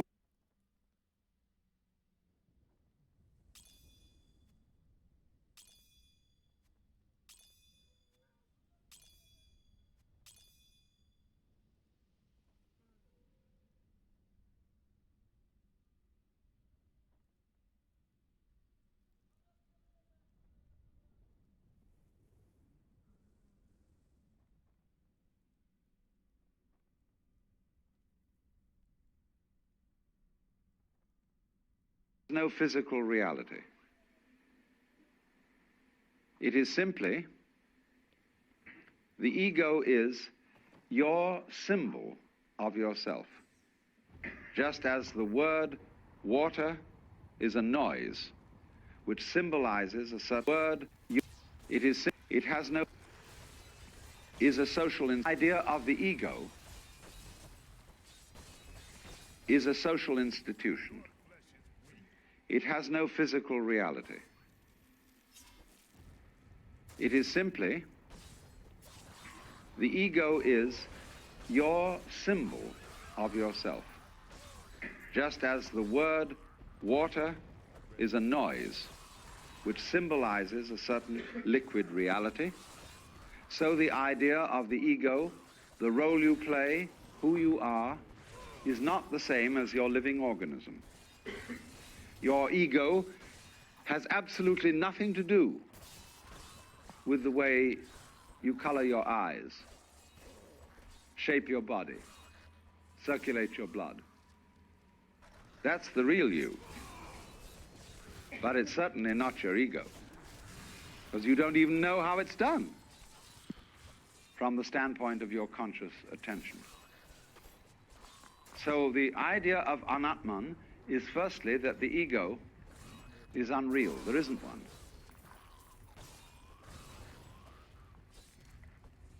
Now then, this then is the first truth. There is this situation that we have dukkha, or frustration, because we are fighting the changingness of things, and because we don't realize that the ego, the I, is unreal. The second of the Four Noble Truths is then called Trishna.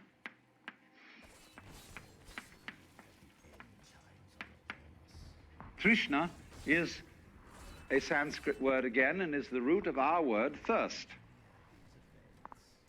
And it's usually translated desire, but it is better translated clinging, grabbing, or there's an excellent modern American slangy word, hang up. That is exactly what Trishna is, a hang up. Trishna is clutching. As for example, what we call smother love. When a mother is so afraid that her children may get into trouble, that she protects them excessively. And as a result of this, prevents them from growing. Or when lovers cling to each other excessively and have to sign documents that they will curse and swear to love each other always, they are in a state of Trishna. And this is the same thing as holding on to yourself so tightly that you strangle yourself. Now, so the second truth then about Trishna is that the cause of dukkha is Trishna. Clinging is what makes suffering. If you don't recognize that this whole world is a phantasmagoria, an amazing illusion, a weaving of smoke, and you try to hold on to it, you see, then you start suffering. Seriously suffering. Trishna is in turn based upon avidya.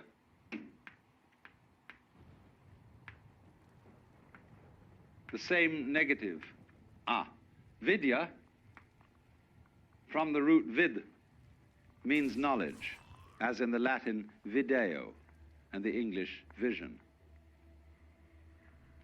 Avidya, therefore, is ignorance.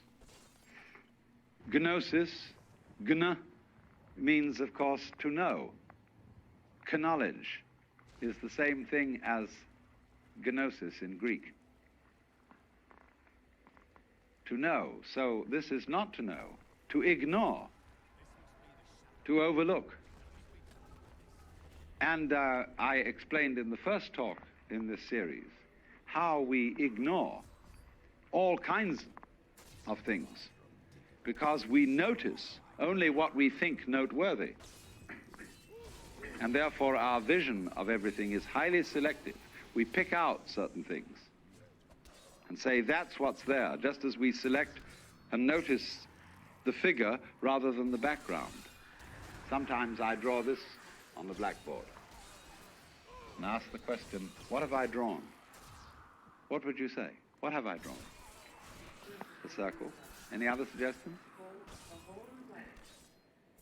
Yeah, you're getting the point. I've drawn a wall with a hole in it, you see. But ordinarily, you've been reading my books. So, but ordinarily people see the ball, the circle, the ring or whatever, and never think of the background because they ignore the background. Just as one thinks that you can have pleasure without pain. You want pleasure of the figure and don't realize that pain is the background. So avidya is this state of restricted consciousness, restricted attention, that moves through life unaware of the fact that to be implies not to be, and vice versa. So now the third noble truth is called nirvana.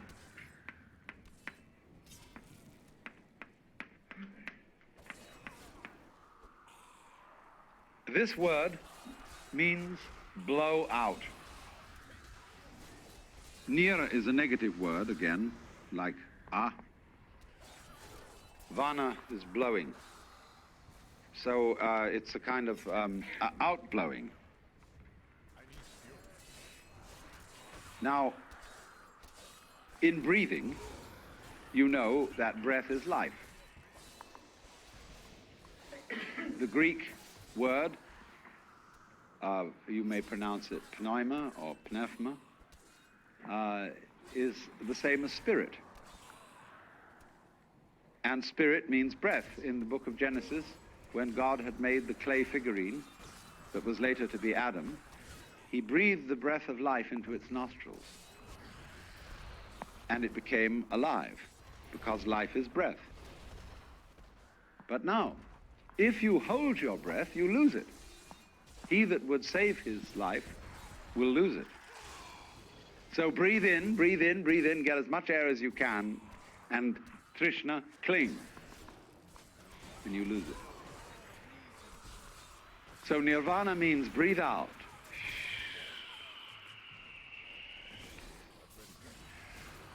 What a relief that was. The sigh of relief. Let it go. Because it'll come back to you if you let it go. But if you don't let it go, you'll just suffocate. So a person in the state of nirvana is what we might call a blown out person. Like blow your mind. Let go. Don't cling. And then you're in the state of nirvana. And I re-emphasize the point. This is not, I'm not preaching, see? I'm not saying this is what you ought to do. I'm simply pointing out a state of affairs that is so. There's no moralism in this whatsoever. It's simply pointing out, like, if you put your hand into the fire, you'll get burned. You can get burned if you want to. It's okay. But if it so happens that you don't want to get burned, you don't put your hand in the fire. So in the same way, if you don't want to be in a state of anxiety all the time, and again I emphasize, if you like to be anxious, it's perfectly all right. If that's, see, Buddhism never hurries anyone on. They say, you've got all eternity through which to live in various forms. And therefore, you don't have just one life in which you've got to avoid eternal damnation.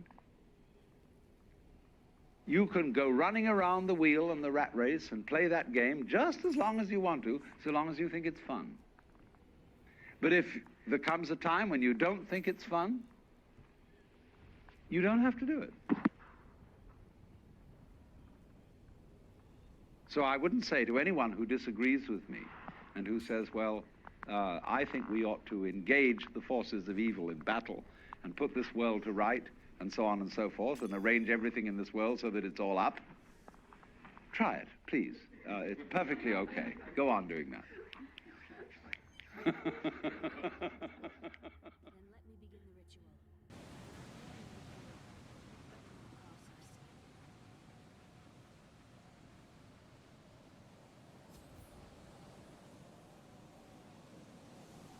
It's very funny to come to California, you know, when you've lived elsewhere, and it's been an ideal, and suddenly you wake up and you realize you're there. You know, you're on vacation. You've got there. And everybody else envies you.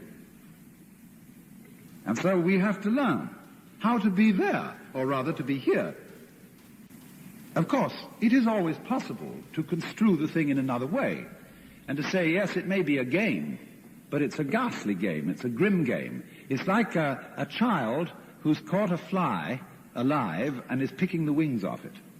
The universe is that sort of scheme. It's a trap.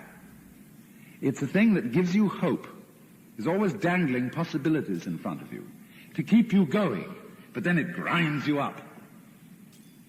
And then it revives you a little, like a master torturer, keeping a person alive in order to experience pain. There is a kind of inverted mystical experience that people occasionally have, where they see the whole universe as this sort of trap, and everything looks crummy. People look as if they're made of plastic, and aren't really people, but only make-believe people. They're mechanisms which are going yakety-yak and pretending that they are really there and alive. And everything looks as if it were made of patent leather or enameled tin, and just nasty, dead scene. That's the inverted mystical experience. And one might ask, well, you could take that view too. And here you come to what Albert Camus said. The fundamentally important philosophical question is whether or not to commit suicide. Now, this is the real question. Is the game worth the candle? If you think no, then you better commit suicide. That's the logical thing to do. If, on the other hand, you're not sure, then you better make up your mind. Because if you're going to go on with the game of life and not be sure as to whether it's really worth going on, you'll make a mess of it. That's quite certain. It's like doing something evil, like telling a lie. If you're going to tell a lie at all, you have to make it stick. And so make it good. Don't wobble when you lie, because someone will find you out, and it'll all fall apart, and it'll be worse than if you never did it. So if you make up your mind that you're going to do something evil, you have to have like a golf swing, follow through. And so in the same way with going on living at all, if you're going to gamble, gamble. And so either suicide or gamble seem to me to be the great alternatives of this life. And what will the gamble be? The gamble, or the gaming, has to rest on the assumption that this game is superb. No other assumption will work. If I may put it in another way, the game is to be trusted. The universe, you yourself, it is fundamentally to be trusted. And this is the act of faith which underlies all gambling. Because if you don't make that assumption as absolutely basic, the game will not work. Now this is where one must consider game theory in relation to ethics. What are the characteristics of a workable game? A viable game, as biologists would call it. A game that is worth the candle. First of all, the game must involve an optimal combination of skill and chance. Or we might say order and randomness. Where a game is pure chance, it loses interest. Let's just think of tossing coins. The chances are 50-50 always, that it will be either heads or tails. And this becomes very boring. One wants to cheat a little to liven it up, and so introduce a bit of skill. But where a game depends on pure skill, and especially a very complex kind of skill, it becomes too tiresome. So you could put at opposite ends of a spectrum of games, say tossing coins or tic-tac-toe or something very simple, which is mostly chance, because tic-tac-toe, when you know how to play it, reduces itself to that you either win or draw if you get the first move. At the other end of the scale, a highly complex game like, well, I've suggested three-dimensional chess, but just imagine three-dimensional Go, where you would play on 8 boards to give yourself a cube to play in, or whatever number of boards. Go would be more than that, wouldn't it? But you would be in such a complex thing that you'd just lose track of it. Eventually, the game would just become totally confused for most people. So we get optimal games in the middle, like bridge, or poker, or checkers, or chess, where there is this interplay of skill and chance. So we look for this optimal point, where there is a risk, there must be a risk, there must be chance, it mustn't all be predetermined, because any game where the result is known is not worth playing. That's to say, when in chess the players suddenly realize that white is going to mate in 5 moves, they abandon the game and say, let's begin again. And so in life, that's why a lot of people don't like going to fortune tellers. They don't want to know the future. If I know exactly what's going to happen to me, in a very real sense, I've had it. So let's finish it up and begin again, turn in the check. You see, the whole fun of the situation of a game is that you don't know the outcome, and that's why it's worth playing. This is one characteristic of a viable game, a certain combination of skill and chance. Now there's another, which is of a much more ethical type, and that is, I will call it trusting the game. Because if you don't do this, in other words, if you won't gamble, you won't play. And here is the point of the necessity of the gamble. That corresponds a little bit to the necessity of having chance as well as skill in any game that really works. But the necessity of gambling is very much overlooked, I think, in our contemporary culture. Because this is a culture where we are trying, as much as possible, to take the risk out of things. And when the risk is taken out of human relationships, they become impossible. We have, I think, in the United States, a very naive faith in law and in law enforcement. We're always saying there ought to be a law against it, as if law could solve things. And we don't realize the extent to which law makes life increasingly more difficult. Because law is simply a process of trying to define what may be done and what may not be done. But the moment you start talking, the definitions become increasingly complicated. And lawyers love this. They live on it. So it's always an interminable discussion of what did they mean when they said that? What was the intent of this law? And as laws multiply, with the avowed object of protecting us from each other, they do not so much succeed in protecting us as they do in making it impossible for us to act. And so the ultimate police state is, of course, the safe state, the security state, where everybody is checked. And you see what this is?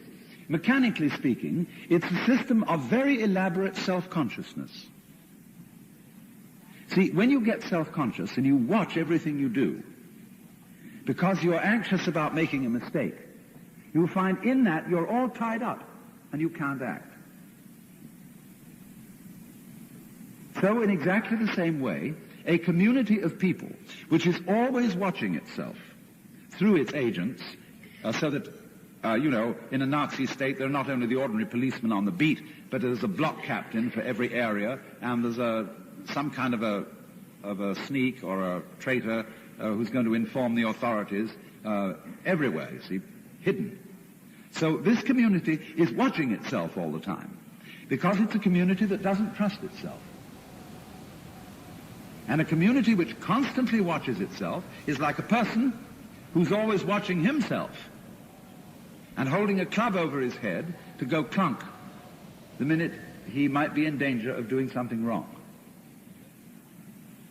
And so this person is like this. If I say now my right hand is my main active hand, and but I don't know whether I can trust it. I don't know what it's going to do. So I've got to keep control on it with my left hand. See? So always the left hand is controlling the right hand. If I want to pick something up, the left hand will have to push the right hand down and squeeze the fingers together and then lift it up so that it will come up. See, I've lost a hand by doing that. And so in exactly the same way, when any community of people is founded on mutual mistrust, it sort of loses half of itself. It becomes clutched up. It becomes paralyzed and unable to move. So the basis of any community, and thus the basis of any game, is the act of faith that I will gamble. I will bet my life on this scene. And you see, that also is fundamentally not only the attitude of faith, but it's the attitude of love. Love is self-giving. When you love someone, say you fall in love with a member of your opposite sex or whatever, and you got mixed up with someone now. You've really committed yourself to heaven only knows what. Because love is a letting go of direct control. And you might say,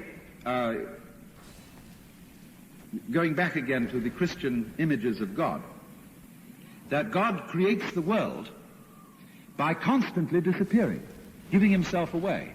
The Hindu would agree with this too, that insofar as everyone here is God in disguise, but doesn't know it, this is because you, as God, are constantly giving yourself away to you. And feeling lost, how did I get mixed up in this world? Well, unbeknownst to myself, I made a gamble on being this person. And so this giving of oneself away is what's called the divine love. So then, in playing the game, if you don't make the assumption that I can let go of myself in the act of faith and in the act of love, you may just as well commit suicide right now. Because you can't play it on any other basis than that. Any attempt to do so will merely make the whole thing clutch up and become insupportable, and will in any case be suicide.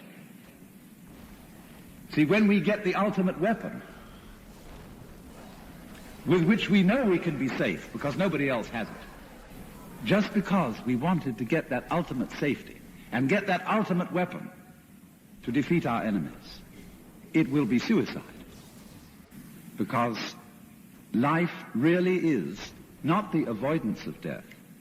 Death is the avoidance of death. The constant terror of death, the constant putting it off, constant vigilance that one will not die, that is death. What we call life is fundamentally willingness to die. Constant jumping of being into not being. So long as you do that, it goes on. So long as you shake the dice and you don't know how they're going to come out and flip, the game goes on, you see? So long as you take a chance.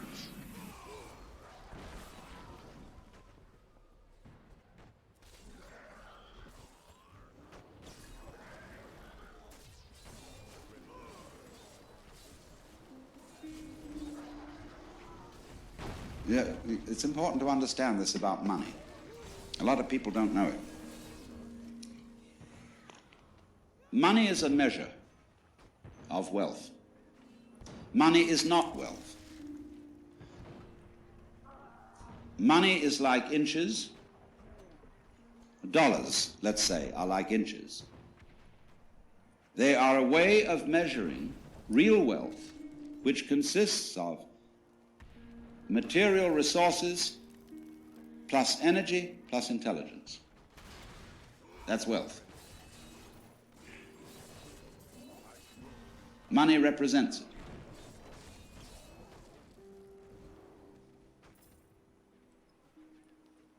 And so, therefore, we don't realize that as our wealth increases as a result of an expanded technology, we have to provide enough money to circulate.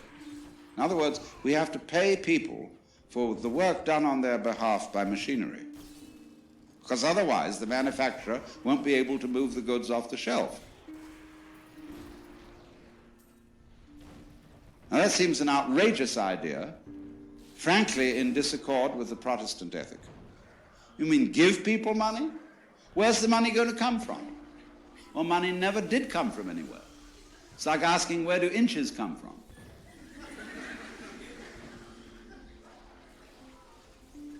It's simply a question of realizing that technology was invented to save labor.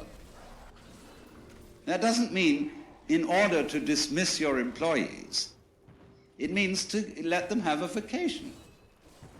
In other words, a shorter work week. And for you yourself as the owner, less to do, so that you can go and gaze at the moon or make love to your lady friend. And why not do it?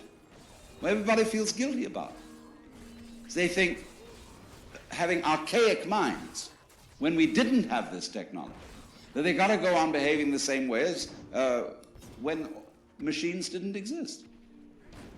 But now we have them. But we won't use them, except in silly ways. Like, for example, rushing around everywhere in automobiles, polluting the air. You know, you don't really have to commute in most businesses if you have a telephone.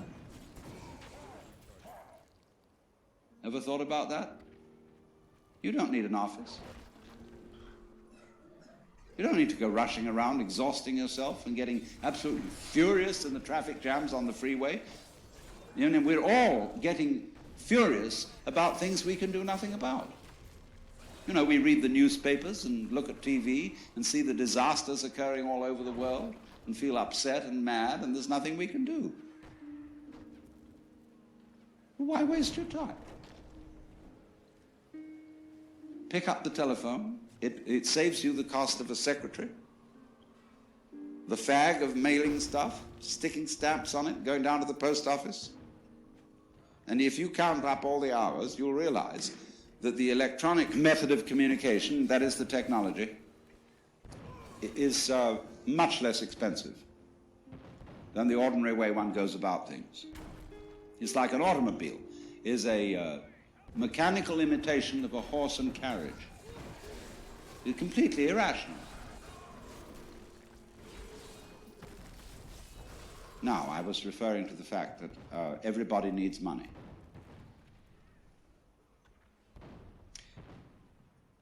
And while this is the system, while this is the social consensus, everybody doesn't need money. But while it is the social consensus that that's what we all need, let's be frank about it. And not say, therefore, of the person whose interest is in higher things, whether it be academic, religious, or artistic, oh, you don't need money, because your satisfaction is surely in doing your work. The only people who need money are the people who are miserable at their work. Because they're there to make money. Let's drop the hypocrisy. The scholar, the artist, in this context where everybody has to have money to live, needs money just as much as everybody else and should be paid accordingly. This applies particularly to the teacher in the schools, or whatever, you know, people who are put down and saying, oh, you're a teacher, or you're a clergyman. You don't need money because you live on the Spirit.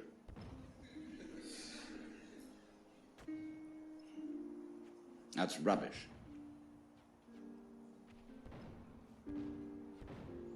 But we are living under conditions where money, as I have tried to explain, is not understood, where it is not seen for the fiction and the useful fiction which it is. And so what do? We have income tax, which is the most absurd system of accounting ever conceived. Have you ever figured out what it costs to pay income tax? Not just the tax itself, but the cost of paying it to yourself and to the government. It's colossal. And I raise the question then, why do it at all? Why doesn't the government simply take off the top as much money as it needs and issue the rest? It'd be much simpler.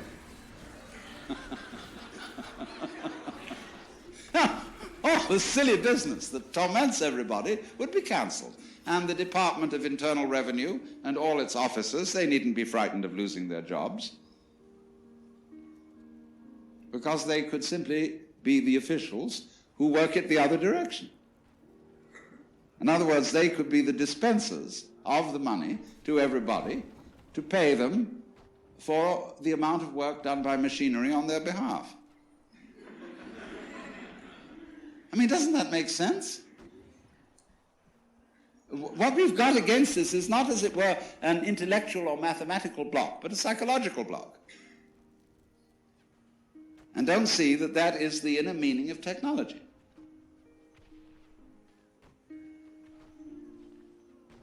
To save labor.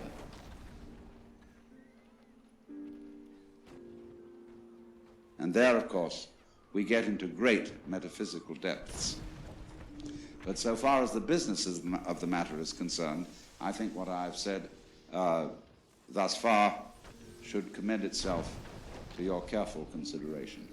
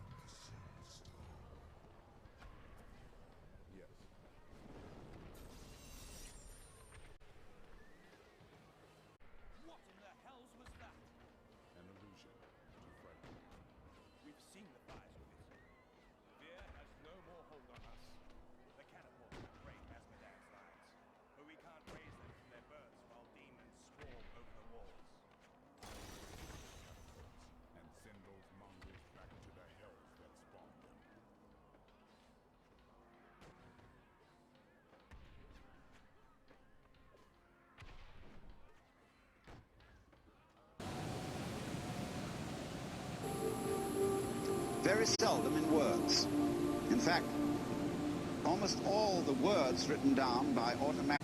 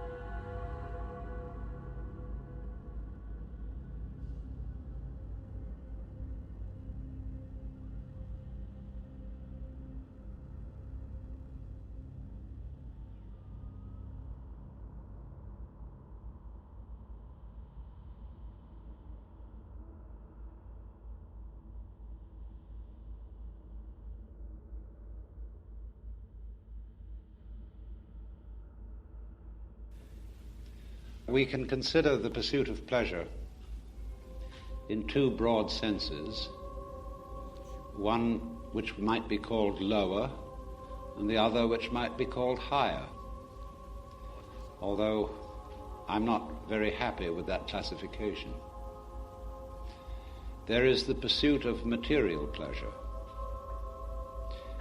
an art very much neglected in this day and age, because it must be carefully distinguished from the pursuit of theoretical pleasure. The pursuit of material pleasure is an art requiring a difficult discipline, much devotion and much skill. And it ranges through all the activities of man: engineering, cookery, clothes, architecture, lovemaking,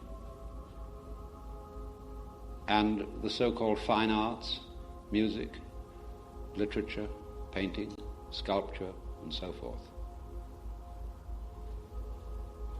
But we are living in a culture where the pursuit of material pleasure is, as I say, neglected, in pursuit of a symbolic pleasure, which, of course, like many religions, has its prayer mat.